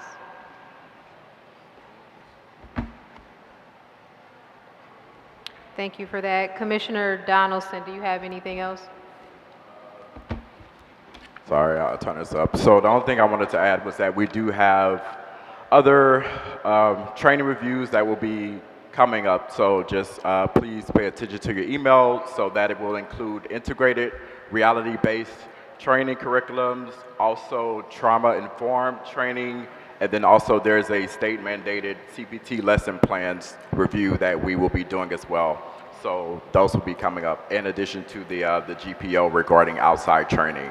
Our next meeting will be June the 13th, and so, oh, sorry, June 12th. And then after that, we will discuss moving forward additional trainings as well. Thank you. We're going to move on to the ad hoc hiring committee. I could give the report, I guess. So this is for the ad hoc ED hiring committee for our executive director. We did try to meet, but unfortunately with commissioner schedules, we were not able to have a meeting. And I just want to get some clarity, Martin. After a year and a half of allowing commissioners to attend committee meetings via phone, the ED hiring committee meeting that we had quorum for was canceled at the last minute, even though me and Mr. Chura were willing to move forward with a discussion. So I am asking you, that is your legal opinion now that no commissioner should be participating in committees, or is via phone, or is it only to not vote? And could you please explain why this has suddenly arose? Yeah, so I said that they can participate, but they don't count towards quorum and they cannot vote. So it's fine if a commissioner wants to participate via phone if you don't need their physical presence to actually have them vote. But then, yes, if you don't have a quorum, then they don't count.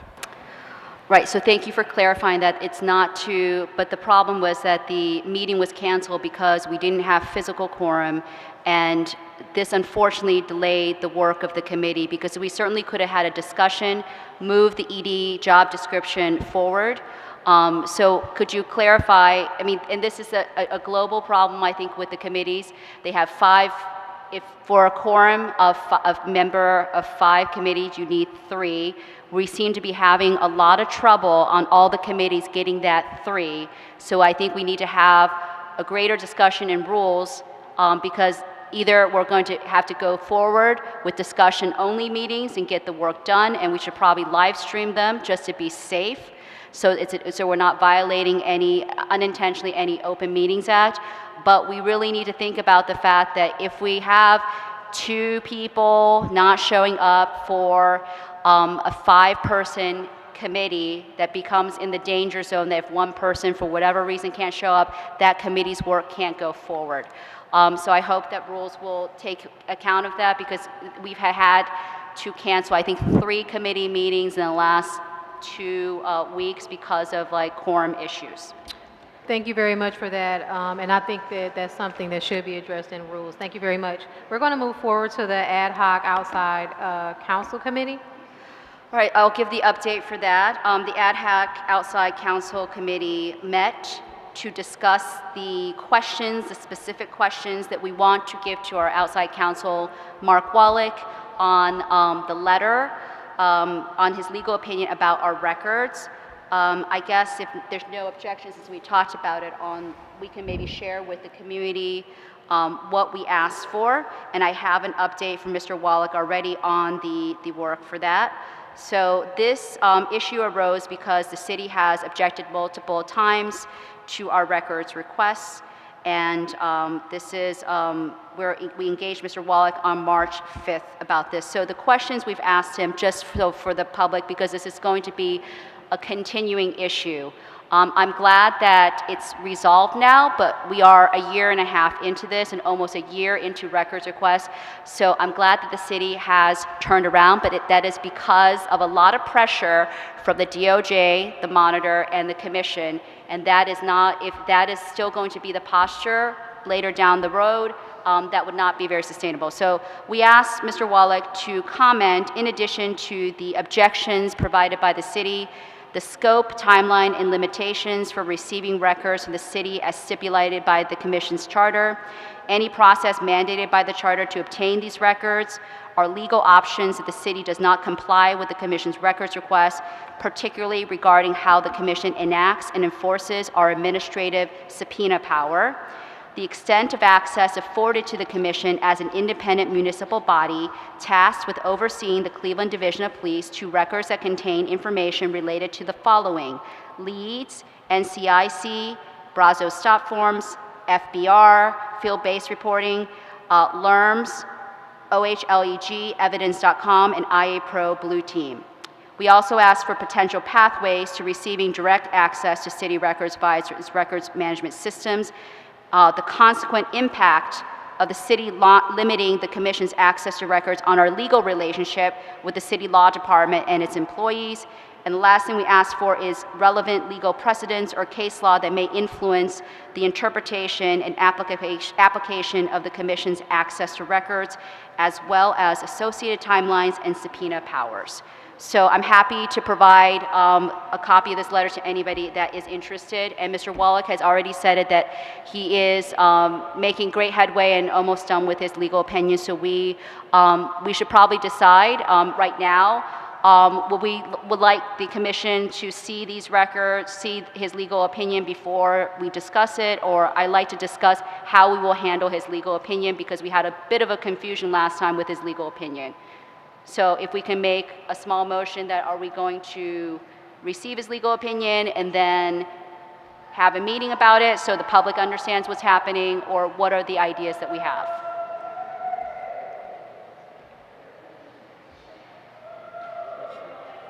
What are we going to do with his legal opinion? Because we have to maintain, if it's released, we will break privilege on this.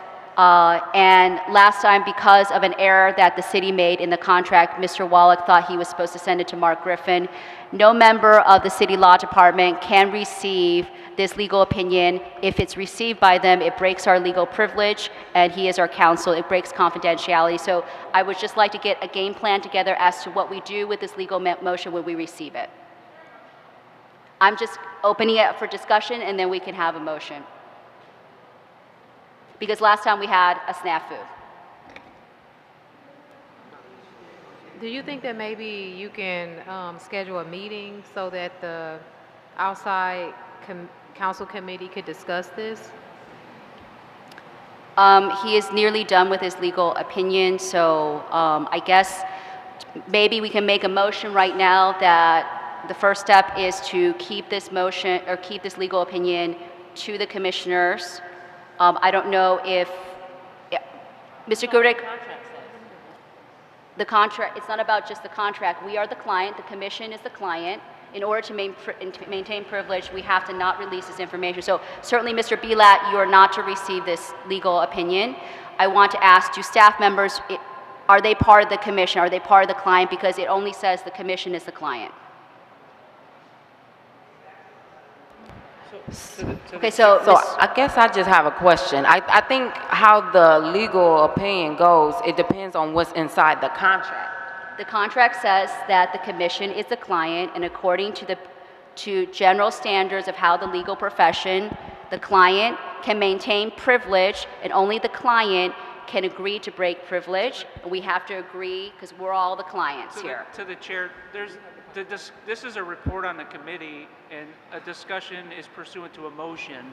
So it's up to you how you want to proceed, but this is more, it seems like this is an issue for that committee that was Yeah, established to discuss so and bring back. you can present a motion, but I think there's like, you're missing some steps. I think there needs to be discussion within committee first, because this is new to all of us. So either Commissioner Syed, if we either discuss present this,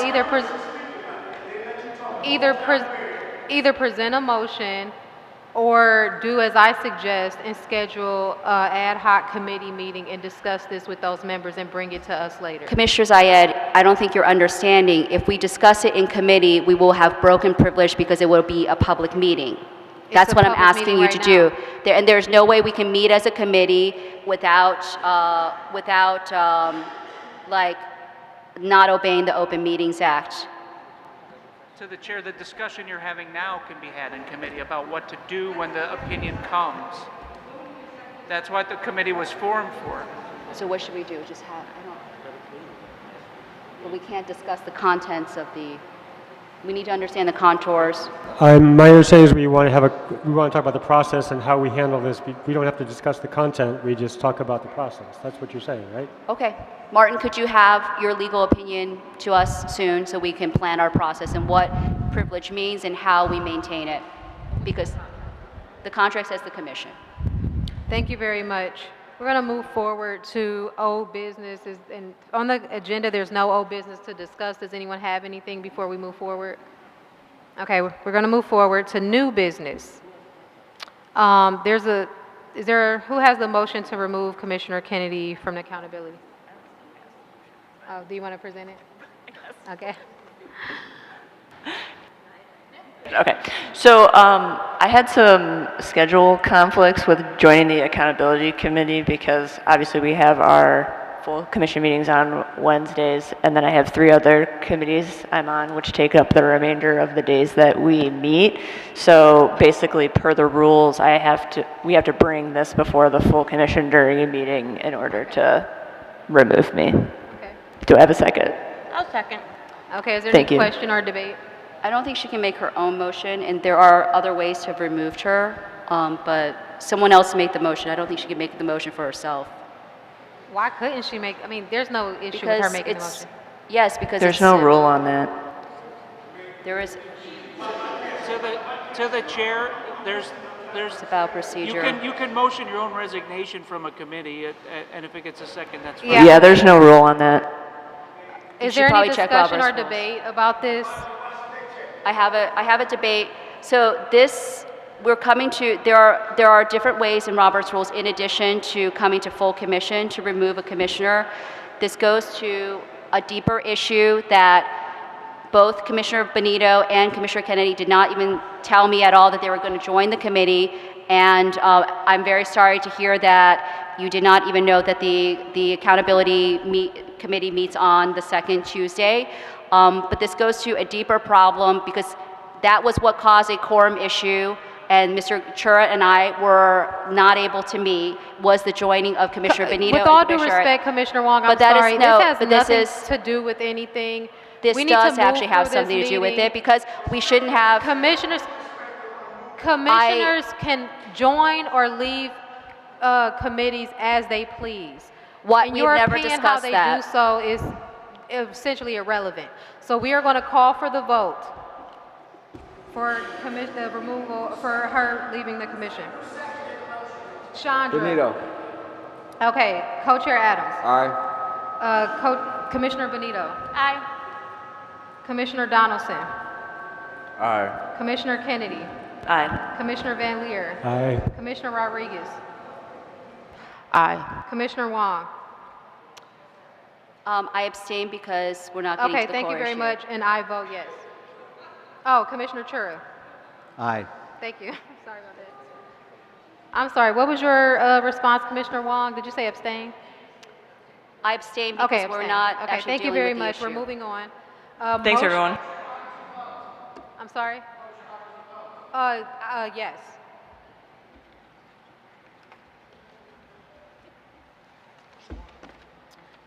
So we're going to withdraw this motion. Okay, so the next motion to amend a previous motion, we are going to withdraw that motion.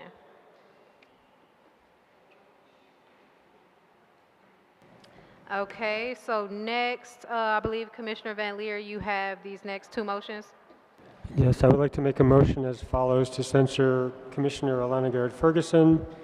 The motion reads that whereas the Commission has established internal rules requiring members to, quote, demonstrate the highest standards of personal integrity, commitment, and truthfulness, and fortitude in order to inspire trust among CPC stakeholders and to set an example for others, unquote. And whereas these rules stipulate that Commission members, quote, must treat all individuals with dignity and respect and without preference or discrimination, unquote. And whereas the rules further require members to engage in, quote, open, candid, and non-defensive dialogue with all stakeholders and seek to educate and learn from the community, unquote. And whereas the rules require members to place their obligation to the community, their duty to uphold the law and the goals and objectives of the CPC above personal self-interest. And whereas on April 16, 2024, in a meeting of the Police Pursuit Policy Work Group, Commissioner Garrett-Ferguson engaged in a long, heated argument with a fellow commissioner and would not desist despite repeated efforts by other commissioners present at the meeting to stop the argument, which was live streamed on the Commission's YouTube channel. Therefore, be it resolved that the Community Police Commission hereby censures Commissioner Garrett-Ferguson for her conduct during the April 16th meeting, and be it further resolved that the Commission requests that Commissioner Garrett-Ferguson work collaboratively with other commissioners to adjust her conduct or face future consequences. Is there a second? I'll second. Thank you. Is there any discussion or debate? Commissioner Wong. So while there are abstract words cited in all this, we actually have no specific concrete internal rules about censure or discipline. We had agreed on January 24th that we would establish those rules. Those rules are still pending in the Rules Committee. I will openly say that I was the other commissioner involved on the other side of Commissioner Garrett-Ferguson's conduct. It was not a long, heated argument. If you look at the meeting, what actually happened were racial attacks made against me and community member Lou. I do think it's unfair from a due process standpoint that there is no, just unfairness, there's no process for this. It has never, to my knowledge, been discussed in even the Internal Discipline Committee. And Ms. Garrett-Ferguson is not here to defend herself in any way. However, the other problem with the motion is that Ms. Garrett-Ferguson, unfortunately, from the evidence that is presented on public record, this is not the first time that she has gotten into these arguments with community members and other commissioners. I'm not sure why only one incident is mentioned now. It seems like very arbitrary that you're signing just a 1-week look-back period. It will note that, again, though this is one of the elements that I was involved in, that the outcome for her is different than for the motion for me. But I generally think that this is not a good motion to vote upon without hearing her side of the story, without a proper adjudication of what has happened from witnesses. And this will allow future incidences that at any point, if the majority feels that someone needs to be censured for how they speak or what they say, that this will happen, this will go forward. I think majority can rule, but we have a majority also can have tyranny too, and that is the problem. But I also generally think that no commissioner should be judging other commissioners because there is a power struggle on the commission, and every commissioner that is censured, it could be taken as retaliation. So that is why, I'm not going to vote for this because it's not fair for her. Next commissioner, Commissioner Van Leer. So yeah, I just want to, to the chair, I just want to say that based on my understanding of Robert's Rules, which is our governing authority on discipline, internal discipline, this is well within what's explained in Robert's Rules. It could be done in a meeting where the offense happens. You will notice that there are no consequences directly in terms of punishment or anything like that. It's simply request to the commissioner, who I acknowledge is not here, to work to resolve this when she returns. It's not, it's a pretty straightforward thing under Robert's rules as far as I understand them.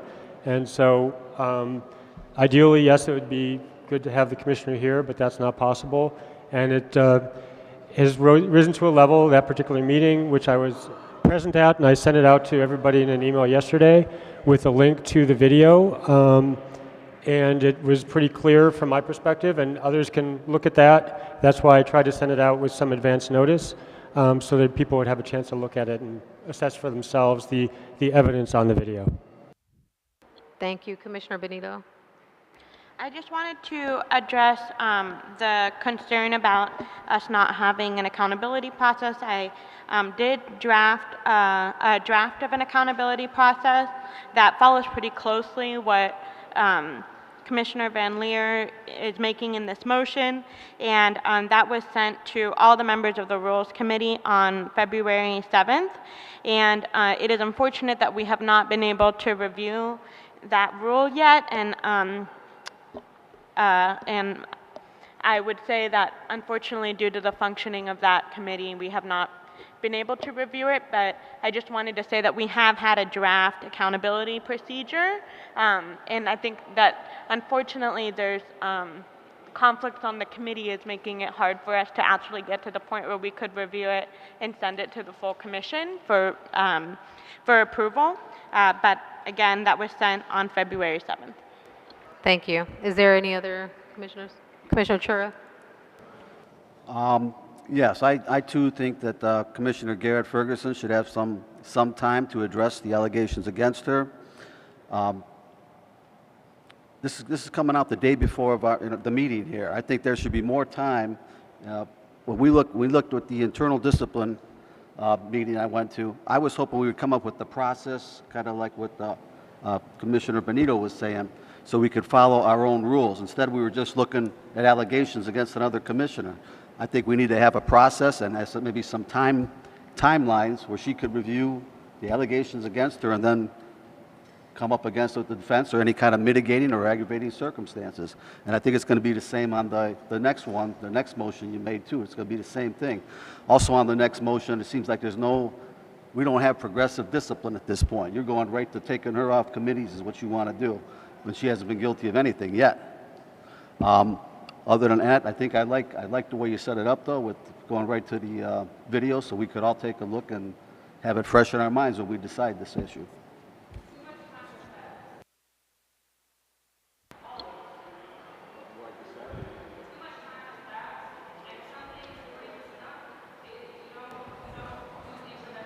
No, what he's bringing up is kind of recent. I know there's other stuff that should have been handled from the beginning when we were a fresh new commission from the first meeting. Is there, I'm sorry, Commissioner Chura, are you still, is it on the clock? Oh, okay. Okay. Okay. You still have time. Like I was saying, I think the first meeting we should have had something. We didn't have anything in order, in a process in place, because that was pretty egregious, that first meeting. We need to have a process and a timelines, whatever we need to do, so that everybody has their due process. Because pretty soon it's just going to be, we're going to devolve into everybody making censure on this, that, or the other little thing, any little thing they think they're offended by. And it's not going to be beneficial to the commission to get bogged down on that. Now, some serious things, yes, we should look at them, and I think these should be looked at. With Garrett Ferguson, perhaps we should table it until she returns from her leave, however long that takes. So she wants to come in and address them at a meeting, that's fine too.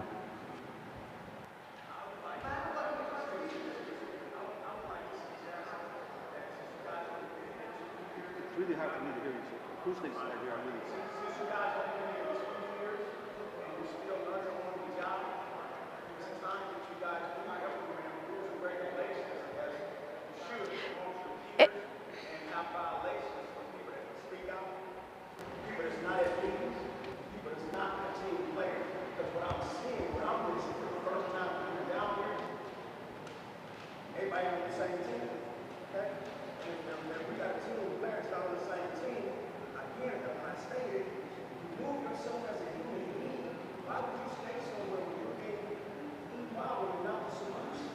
Thank you very much. Thank you very much. Is there anyone else that would like to speak that hasn't spoken?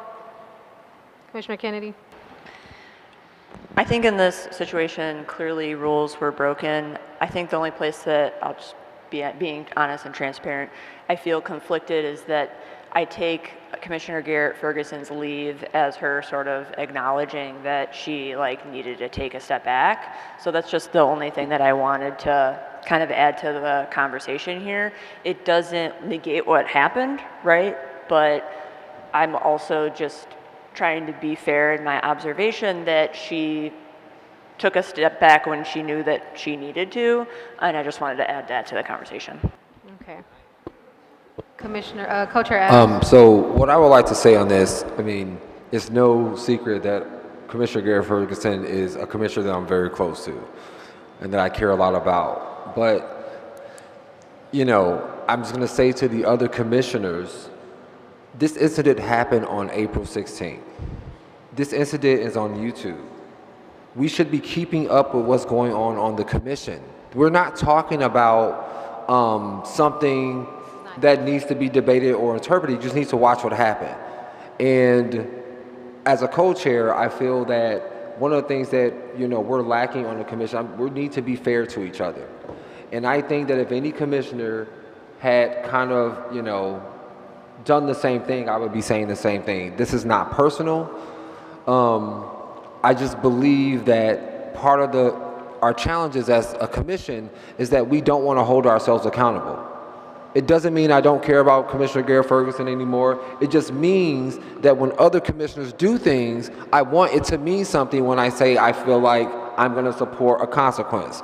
We understand that Commissioner Garrett Ferguson is taking the time that she needs for herself, but it would seem weird to me to now come and vote in July when she returns for something that happened in April. This is acknowledgement that she needs some time, but we do have to take a stance that we have to practice some self-restraint as public officials, because there could be damage done not just to ourselves and maybe others, but also to the commission as we move forward to try to appear to be a body of fairness.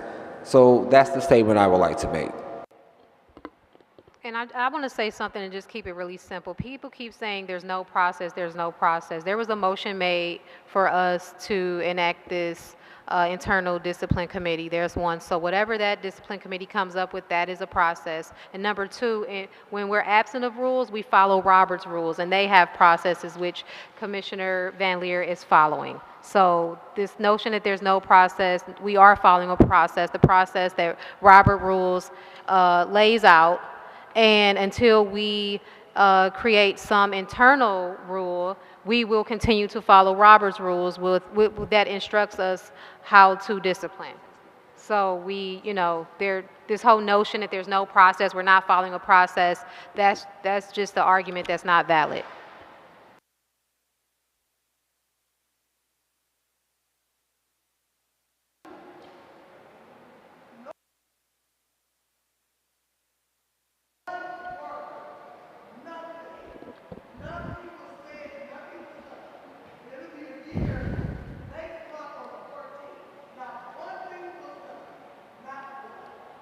I hear that. Are there any other commissioners that would like to add to the debate?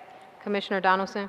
Yes, I just want to add my perspective. So, as most of the commissioners know, I've been viewed as the neutral person. So I have found myself in the middle of a lot of the conflicts that have occurred. And the reason why I say this is because I've received those phone calls, right? So phone calls from commissioners talking about, you know, their frustrations, and I have been the voice, I think, of being neutral, kind of giving people advice, telling them how I think they should pursue certain situations. The reason why I bring that up is because I have given constructive criticism to my fellow commissioners, and there are several of you who I know I have done that, and we've talked about it, right? We're 13 adults, so when we were chosen to be on this commission, the idea was that we will be able to get along and move forward with what needs to happen. That's not happening, and it hasn't been happening since we were set. Let's be honest, right? There are things that are being done. We are doing some work, but when you think about the conflicts, This has been almost a year and a half in the making, and it's continuing. Even looking at public comments from like last year, people have said, and I take notes, people have said that they are concerned about what they're hearing in our meetings, that they want us to work together, that we need to agree to disagree, that decorum is important. There have been community members who have said that they're frustrated when they're witnessing the behaviors of the commissioners. This is last year. Today, there were people who made these same comments. So what I want to get across to my fellow commissioners is that it's a problem, right? The way that we're interacting with each other is a problem. It's always been a problem. So how are we going to fix it? And it's frustrating to say, how are we going to fix it a year and a half into the process, right? So saying all that to say that I personally, I will abstain from any sort of motions to censor commissioners. The reason why is because I think that, yes, there have been behavior, there have been things done. I'm not saying that I agree with those behaviors. What I'm saying is that there has not been any consistency with the way that we have held each other accountable throughout this entire process. There have been statements made, there have been actions made, there have been things done that could be viewed as disrespectful, but yet we haven't gotten to the point where we're censoring. So it's almost like we're kind of picking things, and and I understand the frustration from the community members, because I have that same frustration, right? And like I said, I am not saying that I agree with any of the behaviors, but what I'm saying is, from my perspective, it's not consistent enough for us to move forward with censoring, and I just want us to learn how to work together as 13 adults, because that's what we are. If you can't pick up the phone and call your fellow commissioner and have a conversation with them about your frustrations, and if you wait to bring that to a public setting, then you're probably part of the problem. Time. Thank you for that. And what I'll say is, at this point, we have to start somewhere. We can't continue to say, well, we didn't do this and we didn't do that, so we can't do this. No, we have to start somewhere. From this day on, it will happen, because we're starting today. Okay, we're starting today. Are there any other comments from commissioners that haven't spoken? All right, so we're going to move forward with the vote. Co-Chair Adams. Aye. Commissioner Benito. Aye. Commissioner Chura. Abstain. Commissioner Donaldson. Abstain. Commissioner Kennedy. Aye. Commissioner Van Leer. Aye. Commissioner Rodriguez. No. Commissioner Wong.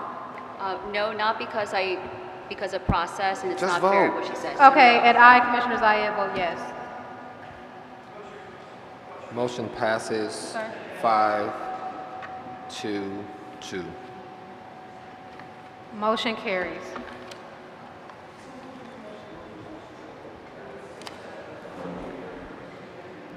Okay, I have another motion, this one to censure Commissioner Terry Wong, and this is slightly different. There's one tweak, and I'll flag it when I get there, and I'll start. Whereas the Community Police Commission has established internal rules requiring members to demonstrate the highest standards of personal integrity, commitment, truthfulness, and fortitude in order to inspire trust among CPC stakeholders and to set an example for others. And whereas these rules stipulate that Commission members must treat all individuals with dignity and respect and without preference or discrimination, and whereas the rules further require members to engage in open, candid, and non-defensive dialogue with all stakeholders and seek to educate and learn from the community, and whereas the rules require members to place their obligation to the community, their duty to uphold the law, and the goals and objectives of the CPC above personal self-interest, and whereas on April 16, 2024, in a meeting of the Police Pursuit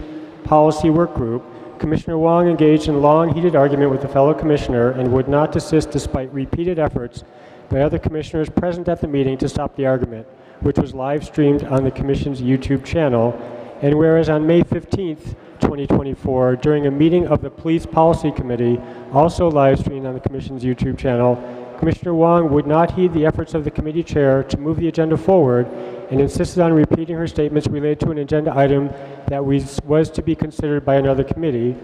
And whereas on May 16, 2024, during a meeting of the Internal Discipline and Investigations Committee, Commissioner Wong refused to leave the meeting when the committee voted to enter into executive session. And whereas on May 17, 2024, Commissioner Wong refused an invitation to speak regarding concerns about her conduct voiced in interviews with members of the public and the Commission by the Internal Discipline and Investigations Committee. Therefore, be it resolved that the Cleveland Community Police Commission hereby censures Commissioner Wong for her conduct during the April 16, May 15, and May 16th meetings, and that the Commission hereby removes Commissioner Wong from her committees and work group assignments until such time that investigations and charges against her have been resolved. And this is the new part. Agreeing not to enforce the committee and work group attendance policy in CPC Rule 1.3.2 against Commissioner Wong during this period. And finally, be it further resolved that the Commission requests that Commissioner Wong work collaboratively with other commissioners to adjust her conduct or face future consequences. Do I have a second? Would you mind repeating the addition? Can I say it? I couldn't hear. Do I have a second? I'll second. Okay. The addition which I added since sending it out yesterday was in the second to last paragraph, and the beginning is the same. It says that the Commission hereby removes Commissioner Wong from her committee and work group assignments until such time that investigations and charges against her have been resolved. And the new section that added since yesterday is agreeing not to enforce the committee and work group attendance policy in CPC Rule 1.3.2 against Commissioner Wong during this period.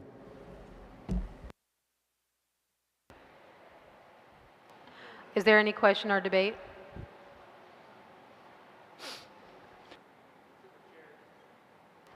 I'm going to take the liberty to put a statement for your consideration. You heard Ms. Helfie at the microphone talk about the workplace violence policy. It is not uncommon during investigations that people sometimes even take voluntary leave. I have fielded complaint after complaint about the safety in my office due to this particular issue and conflict that is going on. I want to be on the record that this is not only an action to protect yourselves from continuing escalating issues while these investigations go forward, this is protecting your staff, and that's what I want to say. My staff is stressed over this. Community members call me concerned about their safety in our office, and this is the reason we have, for only one of a handful of times, a police officer here. And to Mr. Chura, I understand your point, but you know in the police department when there are serious investigations occurring, the officers are put on paid administrative leave, and that is exactly what this is per the city's policy. I've been told by the law department they are powerless to act because, and I am powerless to act on this under the city policy, right? They are saying it's on you to act to protect the people in the environment that you work in. That is the stance that I'm getting, and I just want to put that on the record, that this is more than just, this is about de-escalating this situation, which is what we ask police officers to do all the time. Thank you.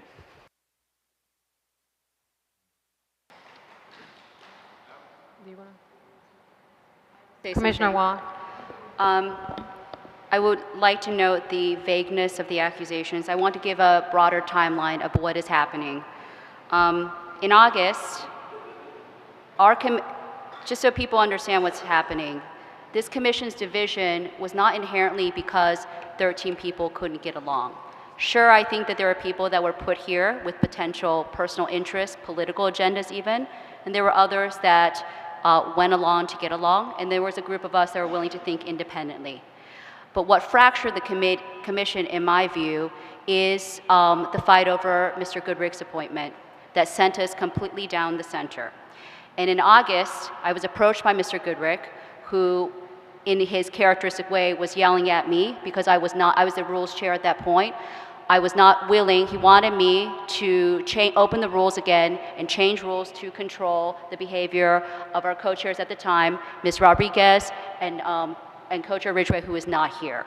Even though I disagree with them on certain issues, I did not think that rules were supposed to affect particular people. And I did open the Rules Committee for accountability. And I asked exactly what, and Mr. Johnson probably can attest to that, I wanted the rules to be fairly applied for everybody. If we're going to apply for one person, you had to backdate everything and apply it for everybody, including the incident that happened with Garrett Ferguson, the very public incident, and Ms. Bickerstaff.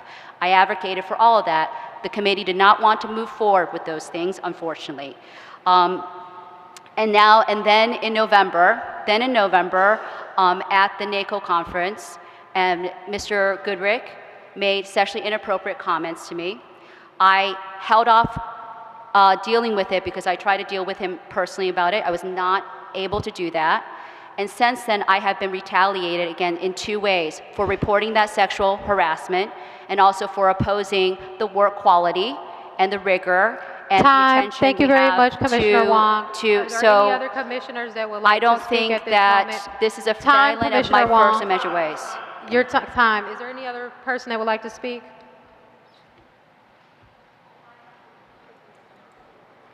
Commissioner Kennedy? Okay, just to, I want to make sure that especially recent events are communicated about clearly. Last week, we had to barricade ourselves in another room. I had to escort people that we requested come to share information with us. I can't say that I've ever had to do that in a professional situation before. And I'm sharing this just to give you all a sense of the severity of this problem. I'd like to echo the comments that were made before, that staff have made it very clear to me and to the rest of us that they do not feel safe at work because of this situation, which is completely unacceptable. And given the fact that commissioners had to literally barricade themselves in a room because of this situation, I think that situation, I think that example really speaks for itself. This is this has gotten to the point that we are sort of beyond a place where we can look away anymore. This needs to be addressed.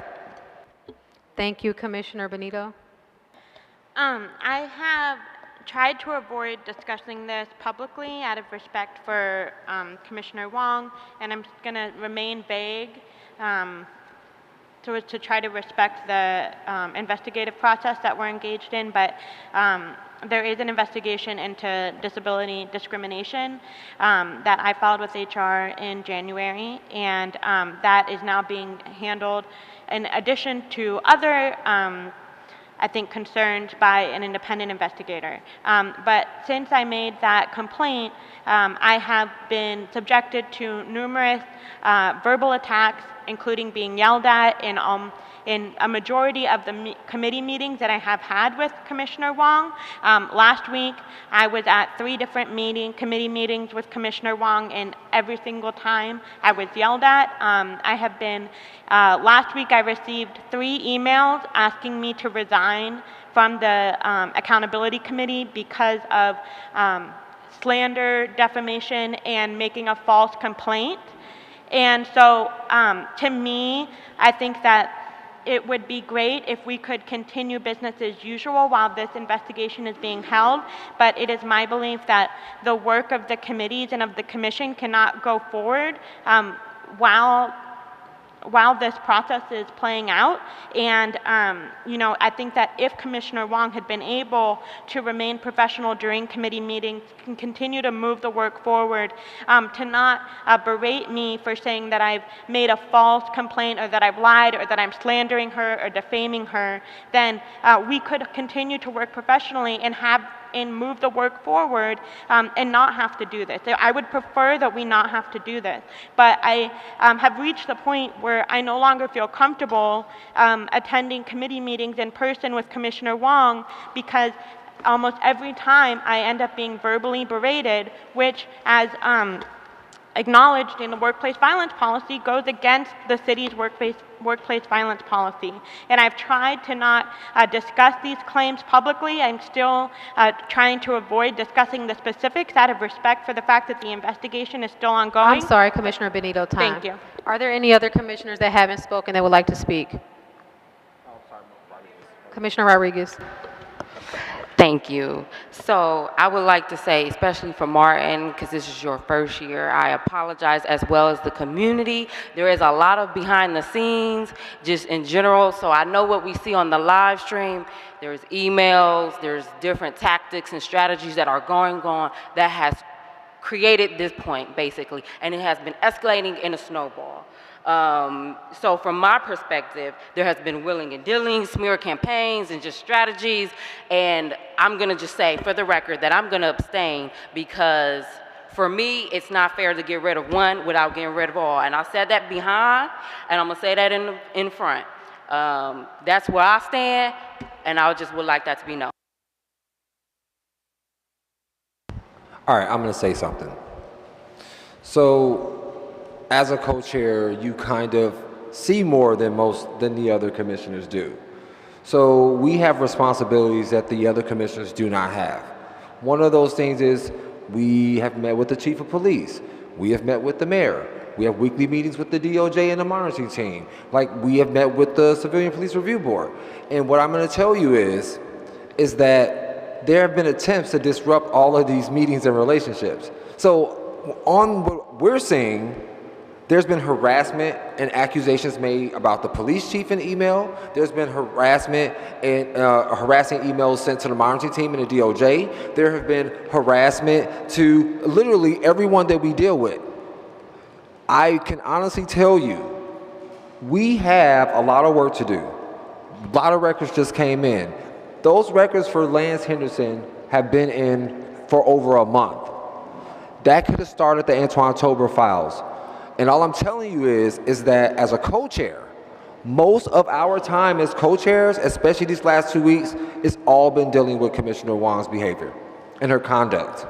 And if the public wants the commission to do the work that we need to do, this is what we need to do right now. I mean, I can't spend another day reading harassing emails, reading accusations in emails, reading attacks on commissioners, reading attacks on everybody. So I'm going to say that I am definitely going to vote yes for this motion because I am concerned about the longevity of the commission with Commissioner Wong on it. I am concerned about the mental health of the staff and the other commissioners. I know from conversations that people are struggling and people are tired because we've been dealing with this since we got on this commission. So I understand how people feel, but I think that as co-chairs, we have to try to look out for what's best for the full commission. And yes, there will be commissioners that will say that she has talents and she has things she can contribute. And that is true.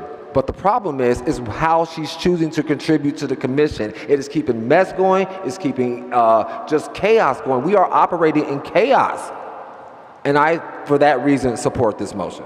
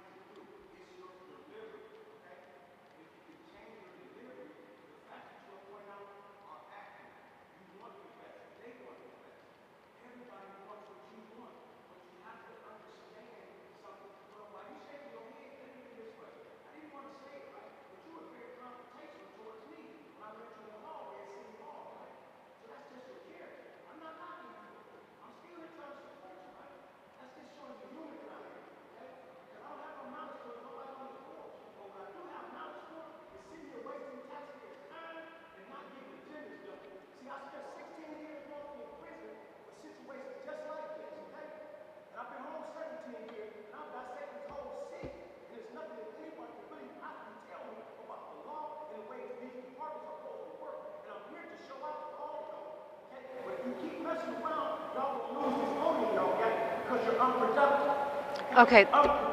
Thank you very much. We just got this, the notification that we have 10 minutes left. I just want to say that I agree with everything that my co-chair stated. Everyone knows that I care about Commissioner Wong. Everyone, even though we've had disagreements lately, I care about every single person on this commission, actually. But as he said, when it comes down to physical safety and mental health, we have to step in. And at this point, seeing our staff lock themselves in their office or threaten to quit because they fear for their physical safety and mental health, mental health risk, that's when we have to step in and just do what's right. So with that being said, we're going to move forward with the vote. Co-Chair Adams. Aye. Commissioner Benito. Aye. Commissioner Chura. Abstain. Commissioner Donaldson. Aye. Commissioner Kennedy. Aye. Commissioner Van Leer. Aye. Commissioner Rodriguez. Abstain. Commissioner Wong. No, And I vote yes. Motion passes. I have a question now. Since it passes, who is actually going to do the work of Brady Giglio? We will figure that out. You will Thank you figure very it out much. with your We're gonna move- meticulousness. Okay. Okay, it passes. No work is going to be 6, done. Yes, 1 no, and 2 abstain. Well, there we go.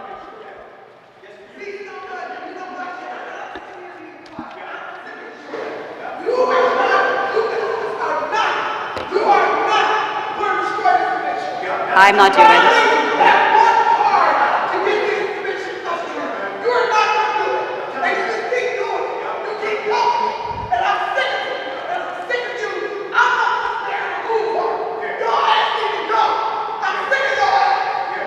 Okay, so we are going to move forward to the next motion, which is the Tolbert motion.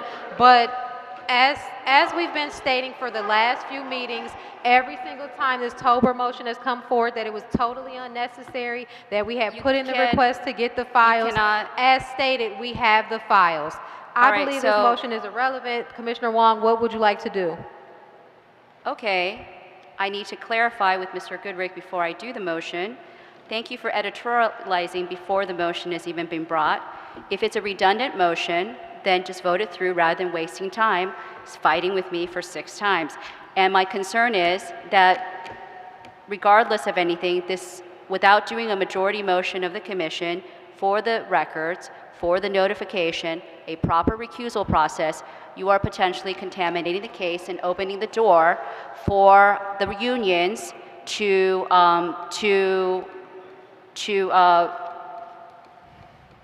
affect this case. So, before I disagree with proceed, that statement, Commissioner Wong. I've not finished speaking. Okay, I just want to know I disagree with that statement. That's fine. You can disagree with that statement. I guess it's unproven until we go down this road. Mr. Goodrick, can you confirm with me that generally most of the records are Okay, had? I'm sorry. And A point of order. No, I just want Okay, to, no, I just want to make sure if it's unnecessary, we won't waste Commissioner time Wong, with we are having a discussion before the motion has been presented. this. No, because I You're need to know what has discussing happened. before. What is All right. happening is that we have our How about records, this? I will so we don't withdraw need this that motion. I will withdraw this motion temporarily. Let's move on to the next motion, the hearing motion. Thank you. So we have the records, but we don't have a hearing date. So this commission, as everybody can see, no fault to anybody, we won't indicate, has a problem meeting deadlines. I would like to set a hearing date for OPS complaint 2022-0116. It doesn't matter, I'll make it as a commissioner. It is for CPC petition 2024 to set the motion for hearing date if it passes through the accountability committee. I'm going to read the motion.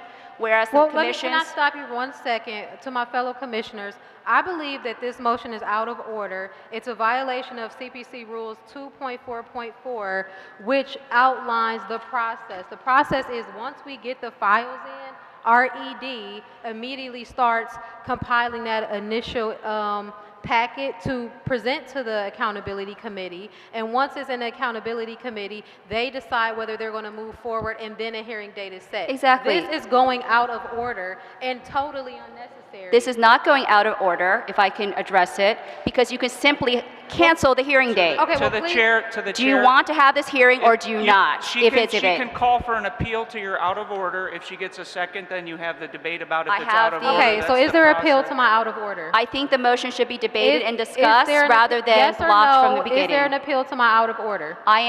Yeah, because I don't think it's out of Okay, is order. there a second for her appeal? I'm sorry, Commissioner Turner. I'd like to say I think we should, there's a lot of records here. Nobody's really looked at them yet. I think we should peruse the records, see what we have, how long I think we're going to have to take it, but we'll look at it in the committee, and we'll go from there. I mean, there's a lot there. I don't think we should set a hearing date at this time because we really don't know how long it's going to take to go through this. I wholeheartedly agree. We have a problem right now because we don't.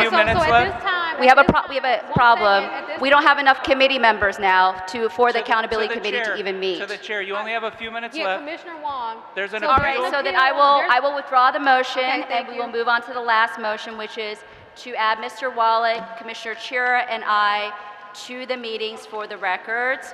I'm going to read it very quickly.